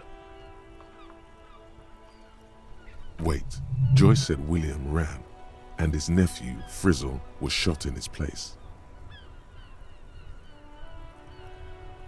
This is communard propaganda. Guillaume would never do something like that. He is Le Lion. The suzerain is the king. Has everyone forgotten already? They've forgotten already. It's no use talking to you. You were still in Daddy's balls when it happened. When we took our last stand against the filth and rode the cavalry straight into gunfire. Ah, yes! King Philip III on his steed. A reminder of what Revachol once was. Oh, absolutely. At the mercy of a cocaine-snorting tyrant who emptied the treasury so he could sleep on a bed of gold. A superpower, feared and respected. A testament to what this country can be under the leadership of a true king. Someone who knows how to rule. Oh, old Philip was a big fan of the purple nose candy the nobility loved so much. A cocaine connoisseur of sorts. His egocentricity is borderline legendary. You can't even take the responsibility for yourself. How could you fathom the responsibility weighing on the shoulders of a ruler? That's why the Philippian kings use cocaine, for clarity of vision, to aid in their work. Regnum cocainum, Revershal's finest years. Of course, clarity of vision, awareness. Philip III was even brought into this world with the help of cocaine. The court made him administer the dose to his mother when she was in labor, and it is well known that with the help of cocaine, only the purest, of course, he was able to connect with higher realms. He's just making excuses for the king's habits, isn't he?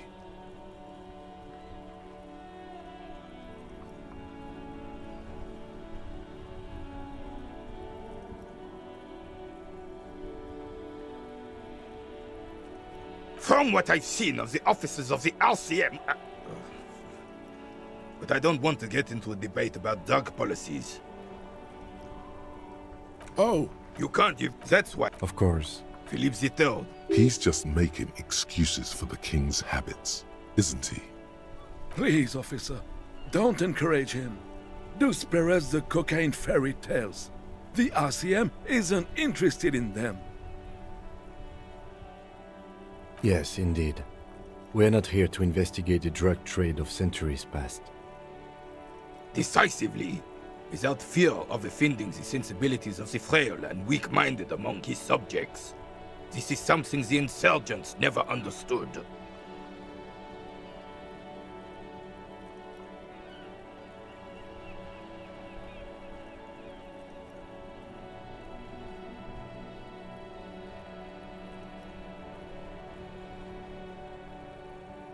Elysium is only as strong as its leader.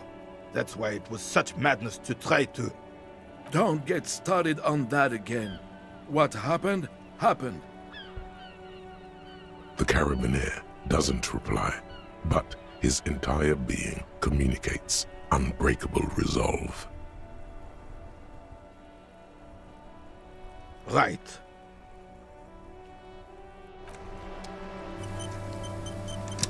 Vigilance officer, what can this old Carabinier do for you? As Rene turns from you to his partner and back, the medals on his chest rattle and glare. He keeps his spine straight and his ribcage lifted, displaying them proudly. 2. The larger one is shaped like a cross, while the smaller medal resembles the sun. A crowned head in front of 2 crossed rifles. The medal hangs from a blue striped triangle. It's the Croix de Bravoure, Cross of Valor. The cross was the highest battlefield decoration in suzerain's armed forces, awarded for exceptional bravery in the line of duty, in service of King Frizzle I. A small blue star inside an orange sun.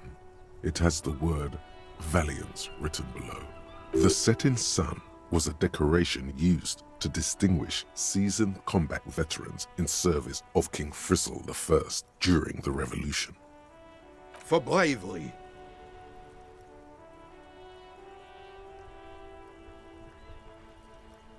No! We were the last ones to keep all the baby killers and rapists in check. And let me tell you, son, if there hadn't been Royal Carabiniers, Revelshul might not be standing at all. Whoa! Sounds like you're about to open the gates of conversation. This man will literally talk your ear off if you let him wander off to memory lane. For doing my duty in the heat of battle, for looking my mortality in the eye, when men like Gaston here hid in the bushes and shat themselves. He saved some muddy princeling who foolishly strolled into the front line in his gown of velvet and gold. It was on the first months of the revolution here in Revelshul. Unrest was spreading like wildfire. Marauders had taken most of the Coron and were getting really ambitious. King Frisel thought he could end it all in one decisive strike. Sent his cousin, Drisson, to put an end to the unrest.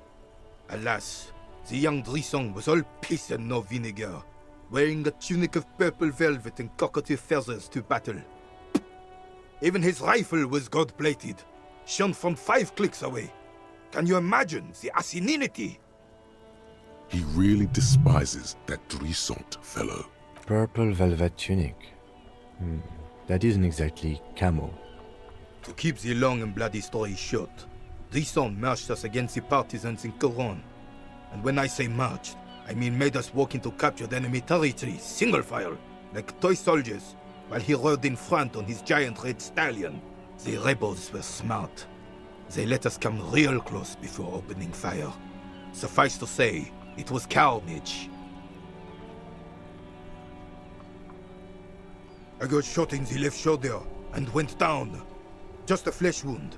But just as I turned over, the prince fell into the mud next to me. He was missing his lower jaw.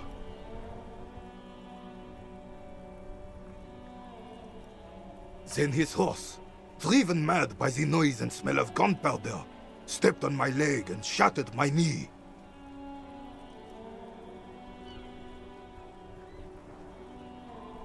I grabbed my sidearm and shot the beast in the head. Then everything went black. Capitaine Arnaud, le fléau des chevaux. The bane of horses. When I came to, it was all over. It was just me and Jolles Tresson, gurgling in the blood-soaked mud right next to me. The dink had taken numerous flesh wounds and lost a lot of blood. But despite missing his jaw, he seemed hesitant to die. Tougher than he looked, that one.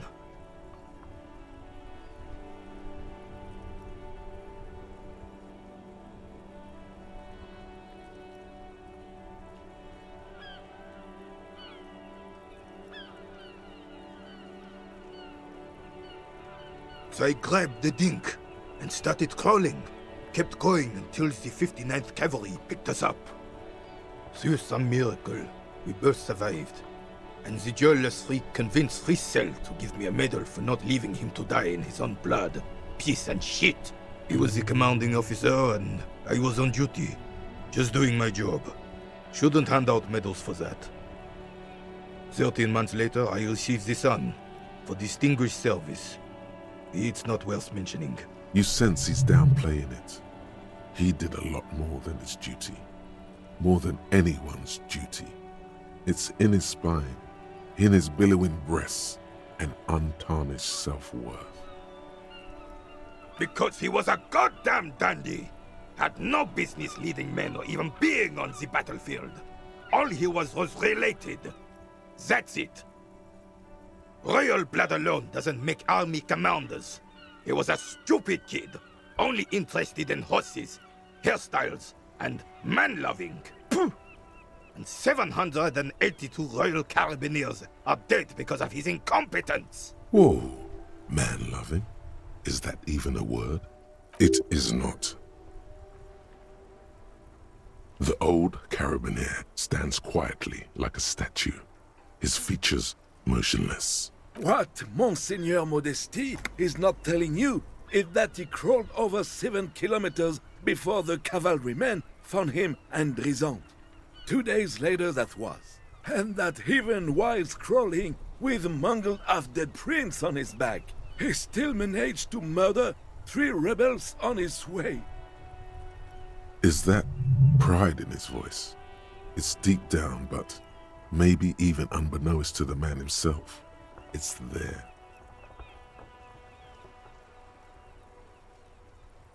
Sorry, officer, but you're reading me all wrong.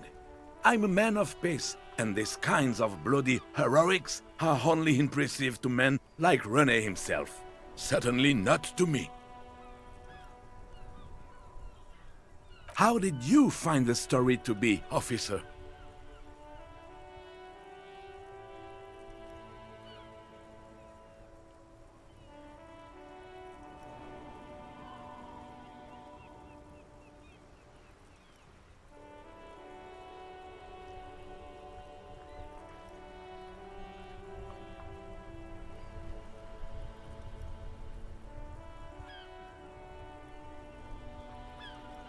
Maybe, but also bear in mind, officer. They don't hand this out for anyone with a service record. Oh no, you have to get shot repeatedly. And you need to get your hands bloody too. Really, really bloody. Do not speak of what you know nothing about, Poltroon. Duty is something you will never understand. Bah! There were many such stories in those days. Many such men too. True Revacholians. Men with backbone. Oh yes, René, yes. Men were bigger, girls were prettier, and everyone wore the fascia. Lord, please bring those days back, if you can. I'm not getting into this with you again. Officer, was there anything else? You should try to come up with a heroic story of your own. Impress this old soldier.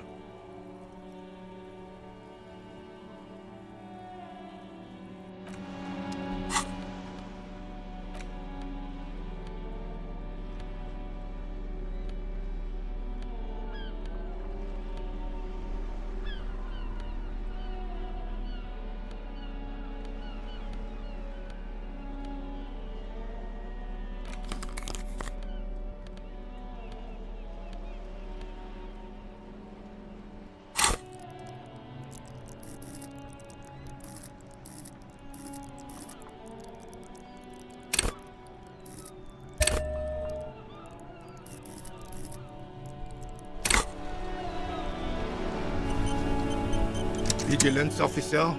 What can this old carabiner do? Go low, go deep, go unconventional. Sure, officer. Let's hear your take. I'm not following you. He'll get it. Don't worry. Just continue. He's gonna be impressed.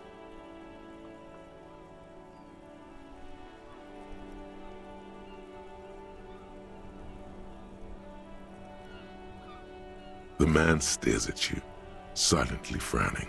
Doesn't look like he's imagining it. The carabiner crosses his arms and spits in the crater.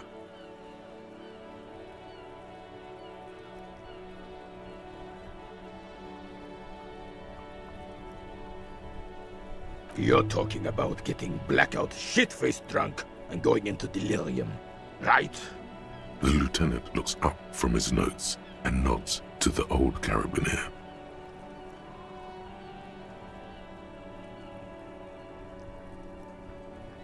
And I thought getting my knee shattered and surviving on rat carcasses in the trench was bad. Here, have one of my medals. You've earned it, officer. Your sarcasm will be your undoing, old man. The veteran of numerous armed conflicts extends his right arm with the setting sun in his clenched fist and an expression of utter disbelief in his eyes.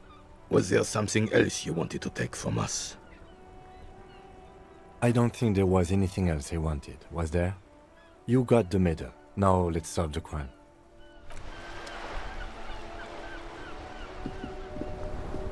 I have really outdone myself. This is divine. Yes, that's what you need, Gaston. More padding on that fat ass of yours. I hope your heart gives out. René, it's a little pleasures. Life doesn't need to be a struggle. Hello, officer. How might I be of assistance on this fine day? Oh, sweet Jenny. She was the finest woman in all of Revachol. Maybe the entire world. Do not defile her memory, Gaston. Let her rest in peace. She died of pneumonia 2 winters ago. It was a quiet passage, peaceful. René and I were both by her bedside when she... died. No use sugarcoating it. Won't bring her back. Will it now? departed. Until the very end, she couldn't decide between us. The most indecisive woman I've ever met. We knew her, all right.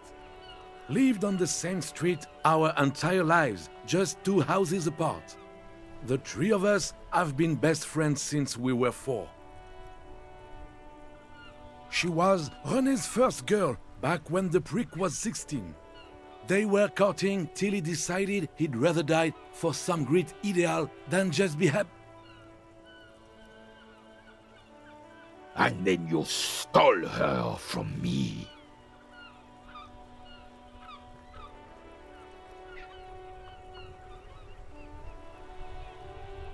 Oh, officer. It already got ugly nearly 80 years ago when the 3 of us were just learning to walk and talk. You stole her from me.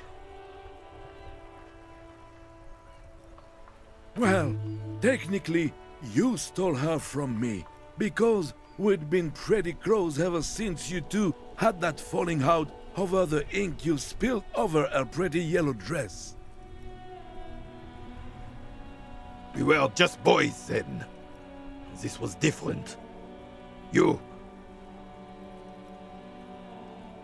No point starting this all over again. For the 1000th and the first time. Especially when we have company. Officer. She could never make up her mind about anything. What to have for breakfast, favorite color, or which one of us to marry. She was always leaving one of us for the other, but never long enough to actually get married. Heck, technically, we're both still engaged to her.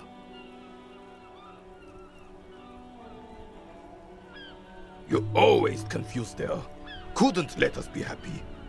Seduced her with your fancy words and pastries. He suddenly remembers you are still there, falls silent, and turns away. Of course, officer. Memories are all we have left. Sweet, sweet Jenny. Of course, officer. Let me think. I heard someone was hanged and left on a tree for a week. But that's all I know, really. No, officers, I'm sorry. And I really would like to assist. You are both good guys. I can see that. Then help them, you wimp. You have plenty of shoulder with the ghost caviar in the Union. Someone must know something. He means caviar socialists. I wish I could, but I just don't know anything. I always keep my nose clean and don't gossip. Everyone knows and respects that. Odd. He doesn't seem to be lying, but there's something off here.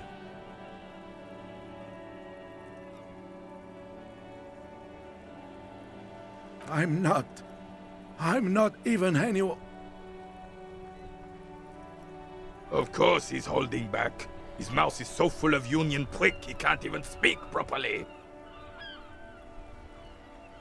Can I at least finish my fucking sentence before you piss on it? Is that okay, René?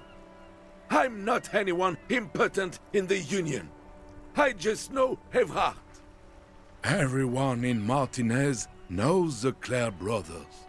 I taught these boys human studies and history in the gymnasium. What do you know about history? You never witnessed history. Only heard about it years later, when it had already moved on. You don't know history. The old soldier mumbles something under his breath and turns to face the sea. There he stands, proud, rigid and alone, like a cracking marble statue. Let's try not to get caught in a crossfire. Oh, in many ways, yes. Like an honorary member.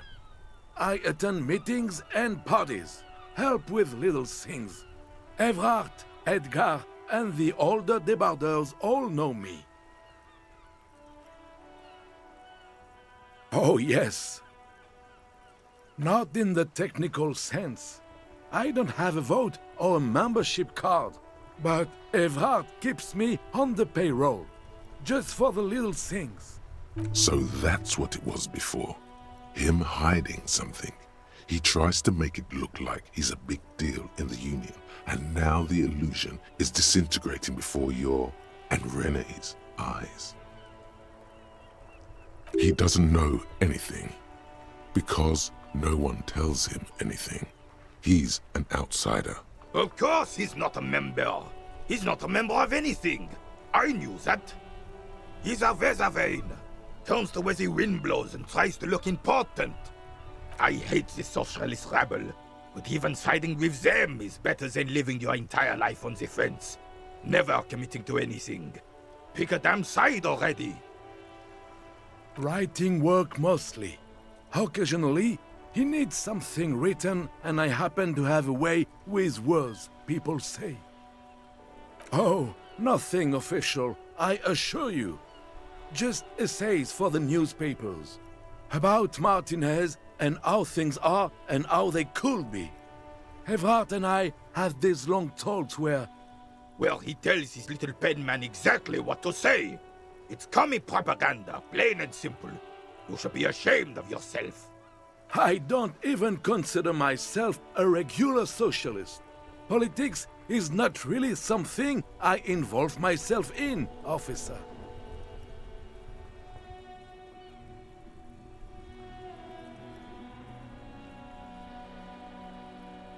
Officer, I have a vivid imagination. And like I said, I have a way with words. That's enough. No need to think into politics. He just fluffs it up. Of course. Don't sink into anything. Don't sink into any fight. Only sink into your couch. I prefer highly adaptable myself. Have a better ring to hit, don't you think? Oh, mon Dieu. No, thank you. For being consummate professionals. You'll have this case wrapped up in no time. Sure, officer. No, thank you. Oh, the goal is to throw you bull. As close to the cochonnet as you can. That's the cochonnet.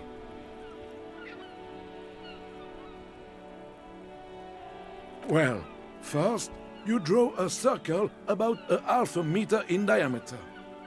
We made ours out of rope. Then, the order of play is determined by a coin toss. You win it. You get to throw the cochonnet. Then, the players aim to throw their bulls as close to the cochonnet as possible. They must stay in the circle and keep both feet planted. I could, but I'd rather not. I don't want to take up your time with trivial details, officer.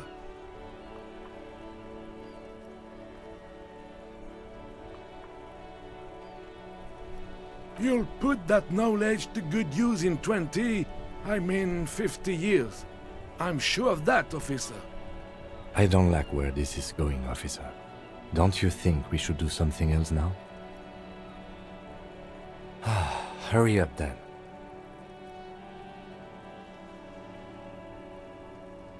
I'm sorry, officer, but I really don't share food. Nothing personal, it's just a principle. The only one you have.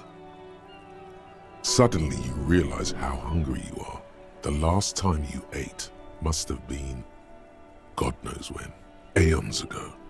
Probably when you were still a child. The sandwich looks like a culinary wonder. Well made and abundant in components. The author sure knew their craft. In addition to the obvious slice of ham, a fat one, you notice a brim of a tomato peeking from below. And is that mayonnaise? Believe me, officer, I wish I could help you, but I need this sandwich to keep my blood sugar stable. In my age, you need to pay attention to these things. Fuck off! It's mine! A glimmer of respect flashes in Renee's eyes. Sorry, officer. I'm sorry. I didn't mean it in a bad way. But the sandwich is mine. I'm not gonna share it. And it's gone. When the dissidents come to rape our country, he hides. But try to get a bite of his dear sandwich and he gets claws? We are a special kind of vermin, Gaston. It is such a pleasure to see. All right, this is how we're gonna do it. Like what, officer? This is as good as they come in Revachol, I assure you. An array of delicious recipes flashes through your mind. Salads, salmon, sandwiches. Bingo. This calls for an engineering angle. Structural rigidity, exposed rafters, lattice works, that type of approach.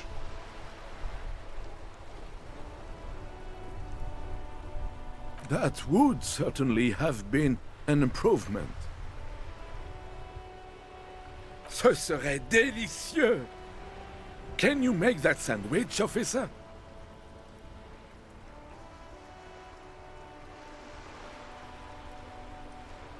I hope you are not just tricking an old man out of the little he has left.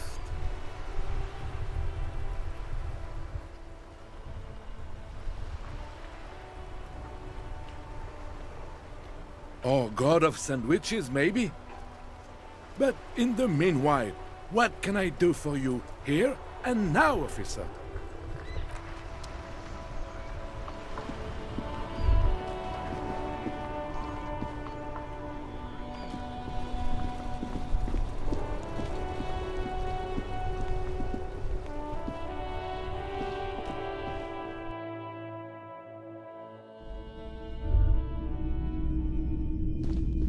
Typical Martinez. The boomboxes wait on the shelves, and your boombox, that gold and amber Harman Waushi, stares at you longingly with its tape reel eyes. Sorry, man. I can't be giving out freebies. Never have, won't now. A discount? I do have to keep the lights on, man. It's 12 real. Remember, he doesn't like music. He likes sounds. The Doorgunner Megamix is his type of tape. Certainly, he'd give you a discount if he knew you'd play something so experimental. Careful, you can only do this once.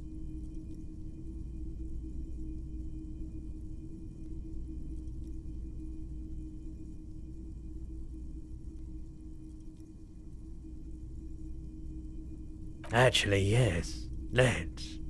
8 is an even better number than 12. Even more internal balance. Better integrity, too. And here you are.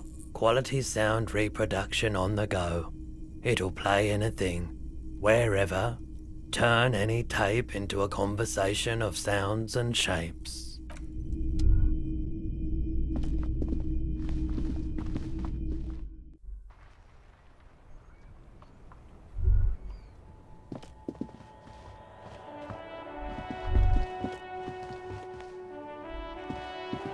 A rusting control panel with loose wires dangling out from the hole where you grab the handle and pull the lever up.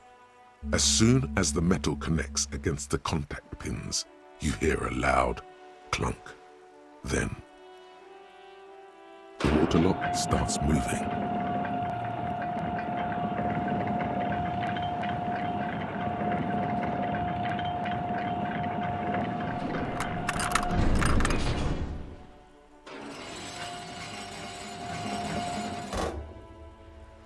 Okay, if we ever need to get to the coast, then this is the way. But please, contain your wanderlust for now. I don't want us to get sidetracked, not with everything that's going on.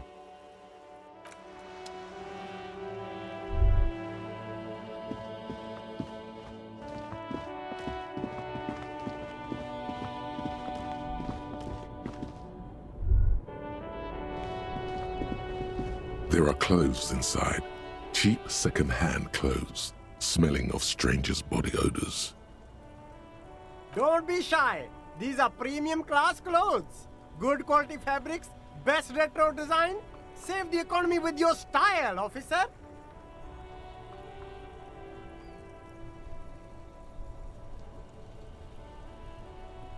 Save the economy? That sounds off. Haven't you heard, officer? We've got to be economically conscious. Recycle your cash, keep it in circulation. Don't buy new things. Buy eco.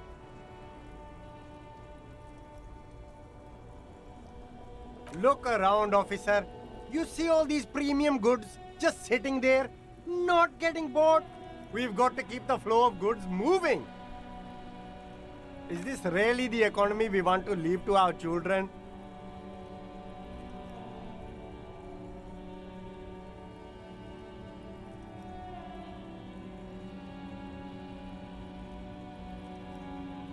That's the spirit. We've all got to do our part. Your part is to open the box and buy some clothes. Haven't you heard, officer? We've got to be economic. Very cool. You find your hands deep in tattered and faded garments made from weird polyester blends that make your body itch and sweat in all the wrong places. The box smells like cat piss or like an old person with no money. Economical, but also trendy. Look first-hand, buy second-hand.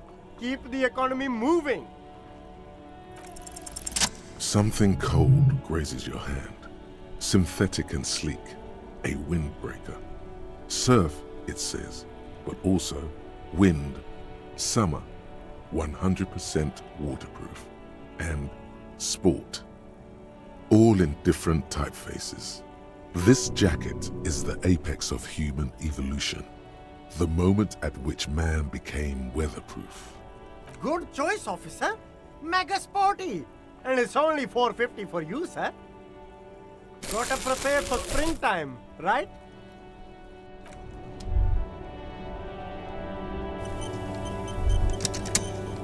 You keep coming back.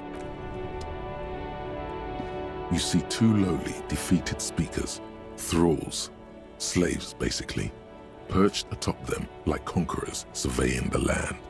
A pair of found, durable wear sneakers, Ultra series. I can see you've a taste for luxury, officer. Can't keep your eyes off those sneakers? A pair of found Ultras. The design is impossibly sleek and simple. A futuristic silhouette with a sleek monochrome colorway, a jet black upper, and a silver-lined midsole. Dedicated, victorious, sporty. These found sneakers are a must-have for a track and field legend. Those sneakers, mister. Those sneakers are the latest found sneakers. Super air, super fine, super cool. Only 50 real. Only? That's madness. Found Ultra. Wear the future. You remember the slogan from some magazine. These once respectable speakers have been conquered, reduced to a mere prop by the indomitable Found Ultras atop them. A small heat emboss on the veneer reads, Solidarity Aid from the People's Republic of Samara. The speakers themselves don't seem to display any magical qualities. No, don't look at the speakers, officer. Look at the sneakers. The sneakers are the stars here. Then look at them again. These are the premium lifestyle sneakers, officer. The best on the market. These once... No, don't look at the speakers, officer. These speakers are Samaran garbage. I'm ashamed to even use them for props. Don't waste your time on them. Samaran trash? That sounds like they're from the Samaran People's Republic, produced under the dictatorship of the proletariat. No way, officer! These aren't for sale. They're bad speakers. Low-fi socialist junk. Well, if you want them... But see, they are the pedestal for my sneakers. If I let go of the speakers, where will the sneakers go? I can't leave premium lifestyle sneakers on the ground. If, on the other hand, you wanted to buy the sneakers too, I could maybe throw in the speakers for little extra. 50 cents? Damn, so you have to buy the sneakers first.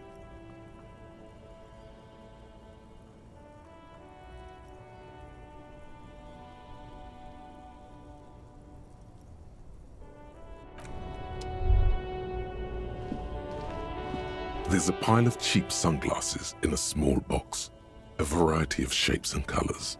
You like sunglasses, officer? I've got the latest styles right here. Abort. These are hideous. What's more, they don't even fit your face. You can feel them pinching your nose and chafing against your brow. Damn, officer! You look like a mega secret spy. Very secret. They're practically made for you. I'll let you have them for 2 real and 50 cents. It's going to be very difficult for anyone to take you seriously with these things on your face. No, you are definitely not buying those.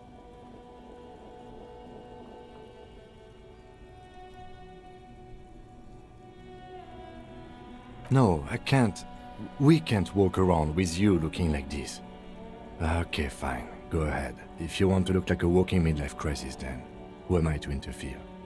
These are all boring. Boring third-rate ho-hum sunglasses made of cheap Syrahese plastic, the kind of plastic that melts in the sun. Those UV stickers are almost certainly just there for the show. If anything, these lenses probably direct more UV light into your pupils. A UV magnifier. These are all first-rate sunglasses.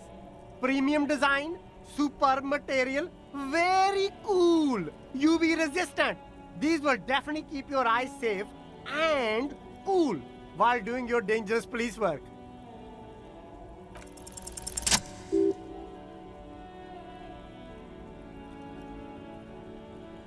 Oh, very interesting choice, officer. Very high culture. This is how a sea monster sees the world. You've become a sea monster. Giant, hidden, and strangely tender at heart. All is blue. Alright, but these actually make your vision worse. It's like literally being underwater. Wow, officer! You look so cool! And they can be yours for a mere 3 real. My regular customers have passed them all up because they've got no taste. But you found them. The lieutenant tilts his head and steps back, eyes narrowed in a thorough examination. It's a case to him. You look like a musician. Like a blind musician. But you could do worse. Take them if you want.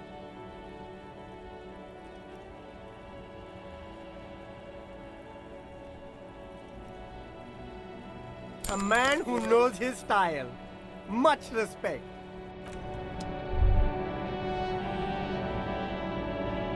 You see a Samaran street vendor surrounded by a motley assemblage of goods. When he realizes you're looking at him, his face breaks into a wide, welcoming grin. The name Sileng is embroidered over his breast pocket. Happy shopping, officer! Everything's cool here. Everything's cool. The goods are cool, the customers are cool, the place is cool. And one more thing, officer, you're very cool. Bang, bang, bang, bang! You feel a twitch in your index fingers. There's a finger shootout a brewing.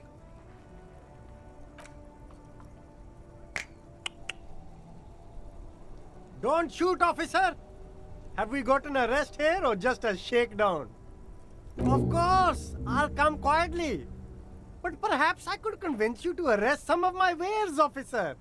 With your money, maybe? Only the coolest goods in Revachol. I've got sneakers, speakers, extremely comfy pants too. Try them on right here. No shame, only freedom. I'm an entrepreneur, officer. I've got sources, buyers, suppliers, distributors, manufacturers, wholesalers, all extremely cool and above board. Good joke, officer! Here we don't have permits, just economic freedom. Take a look around. You glance around the decrepit buildings, the miserable weather, the sidewalks strewn with sunflower seeds and a dust-choked air. It's beautiful. Beautiful freedom. It is, yes. Anyone can set up their shop whenever they feel like it. That's right. No permits, no bureaucracy. That's why this city and its law officials are so cool. If you wanted to be cynical about it, you could say we are here to protect the interests of property holders. I am not, however. My man, officer, you make all this possible. Without you, this climate would be extremely bad for business. You're part of the gossamer state. Gossamer is a fine, filmy substance consisting of cobwebs spun by small spiders, seen especially in autumn. It's safe to say he's referring to the near absence of regulations.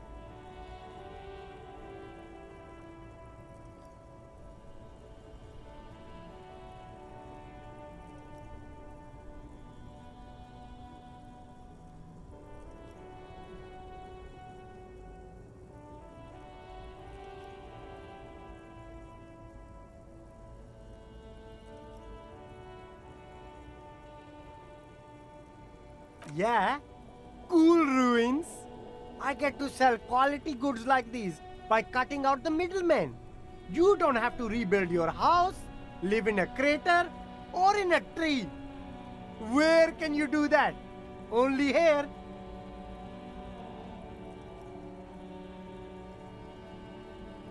You're pretty sure you can live in a tree elsewhere too, but he wouldn't believe it anyway. No need for discounts at ceilings, officer. Everything's already on sale. Anything you want, 50% off. But did he first mark them up 100%, just so that he could put them on sale? My man, you know how the game is played. You and me, we should work together. What do you think? Shake things up? Anything for you.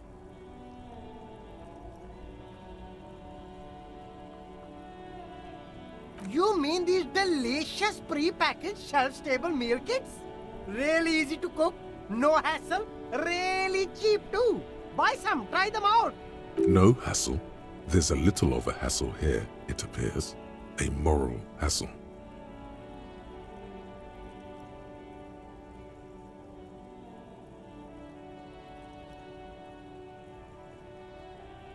No problem here, officer.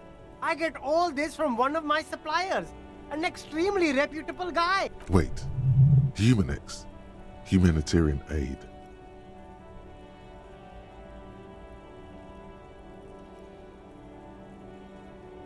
What?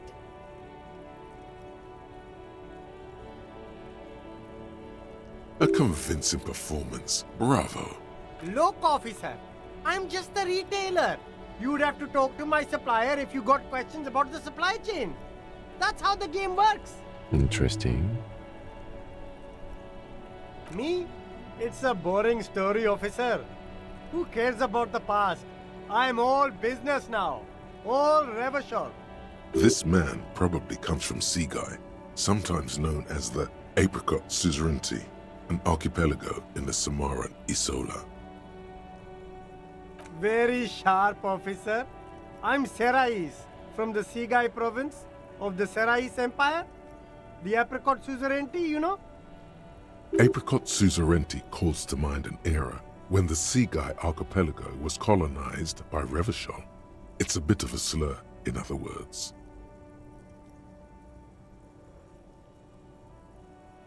Very cool. I admire your awareness of our intertwined histories.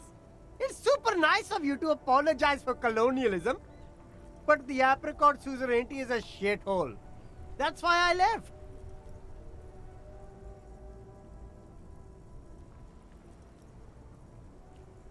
If you say so, officer. I don't worry too much about politics. I'm an entrepreneur, you know.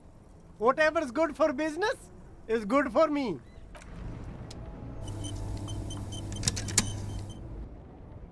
Everything's still cool here. Start with a little compliment, then work your way up from there. This is about business, remember. Oh, okay. But what? An investment? What kind of investment?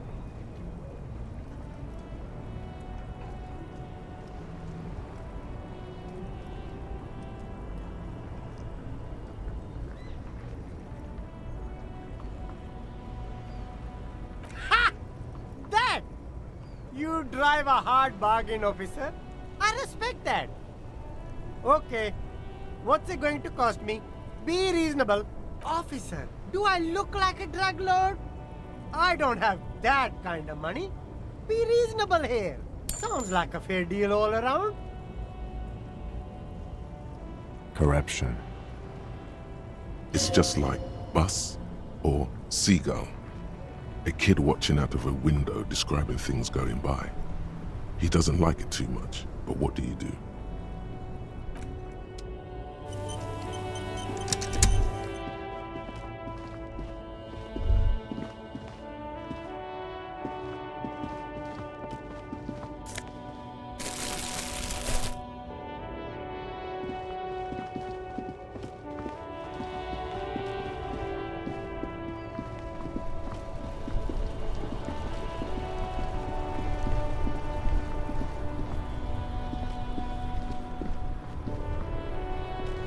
Still here, stuck in this damn jam, my man. What's up?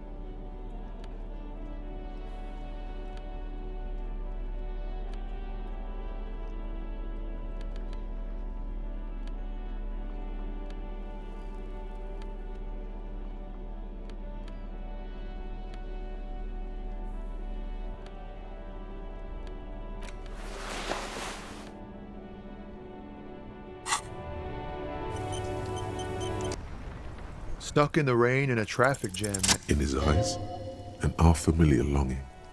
Flecks of brown and gold. It's hard to say. His gaze wanders southwest, down the street that goes beyond the horizon. Excuse me? A flinch jolts his frame. The question has touched a nerve. There are things even a cop can't fix, my man. There's no helping in absence, you know? I miss my family. They're all I have. My wife, second kid on the way, waiting all the way in Diora. And here I am stuck in this shit, so far from home. Diora of the Seven Seas. It's on the other end of Le Caillou, pretty much, on another island called Laurentide, off mainland. We've got a little place there. Can almost hear my kid laugh when it snows. What's it like? Good. And bad. An ache that brings you joy. I think of them a lot. I dream up these silly scenarios in great detail of living with them. It comforts me. What about you, cop man? You missing someone? No, it's scarier than that. You're pursued by a hunter, smelling of apricots and sorrow, and the past.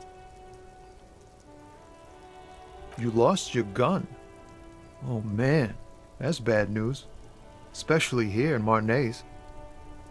I hope you'll find it soon before things turn foul.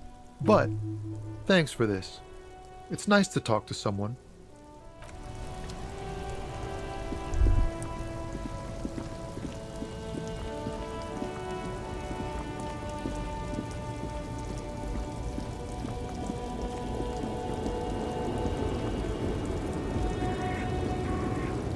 woman still had no response.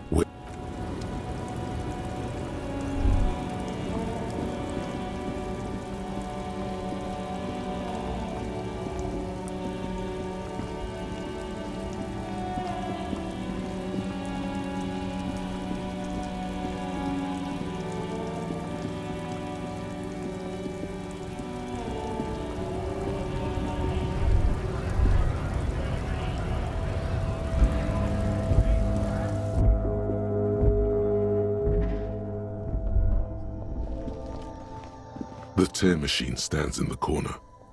Your bottles clunk into the machine, and the money appears with a satisfying jingle. You're a richer man now. A small cabinet on the wall is filled with various medicine bottles, nasal sprays, and blister packs. They all bear the Saint Baptiste Pharmaceutics logo. Okay, here.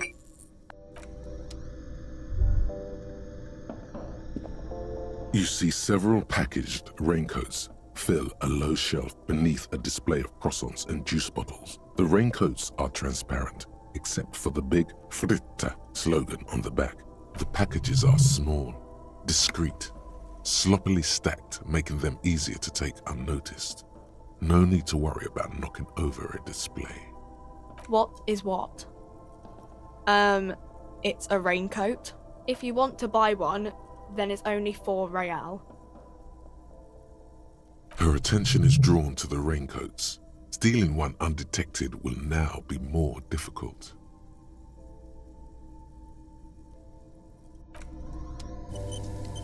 You see several packaged The girl delves into the magazine.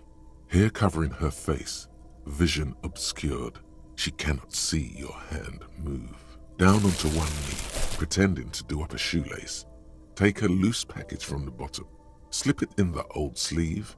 The girl doesn't notice a thing.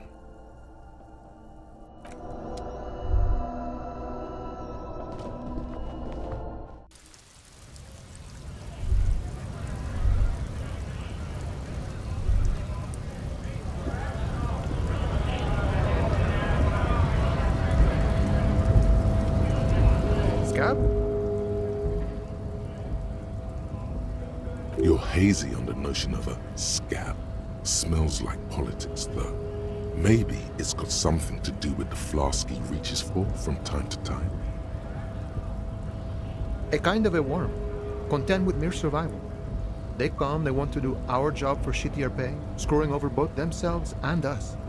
Everybody loses. Beats me. Somewhere in the ground, I think. Gotta be bloody stupid, freaking evil to scab. Or I guess, scared maybe. But scared of what? Of who? Personally, I'd rather beg than scab. If the gentleman shouting on the street came begging, maybe they'd have gotten something. We've explained the matters, but they don't listen. This lot would be reasonable and go home if the big guy wasn't riling them up all the time. I was just messing with you. No one's ever seen a cop scab. Imagine, you cops going on a strike, but then another cop comes in and says, "Let us cop for less money." Psst, show him your stolen card. Now has arrived the perfect moment. Speaking of, what brings the RCM here, to the Wild North? Come to see the strife? You know, serious business. I'm sure the big boss would be glad to tell you. You'll have to ask him first. He's a chatty guy. Wants to talk about the strike. Return once you've met the union boss and are on a better footing with the organization. Sure thing, my friend. I can help you out. The coin lands into your hand as if it has always belonged there. The swallow returns. Always glad to help out the RCM. Shame I can't do more. Things are meager at the moment due to... You know, the winter's fat is slowly running out and all. Still better than scabbing, though. Nothing to worry about, really. The jam's a bit of a mess, cargo can't get in or out. The rationing is a bit stricter is all. Supplies should last the strike, though.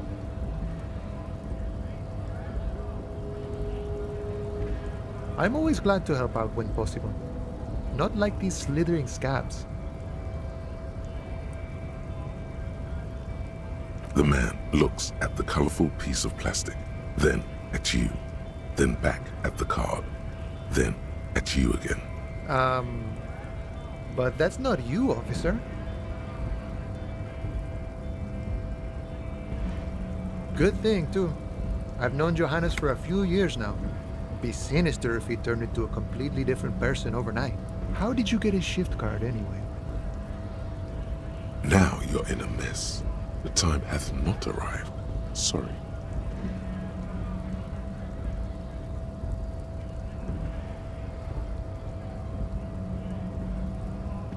Oh, John's been out drinking himself blind again? He should watch his step, that John. Can I have the card? No, it will prove useful still. Believe your thieving fingers.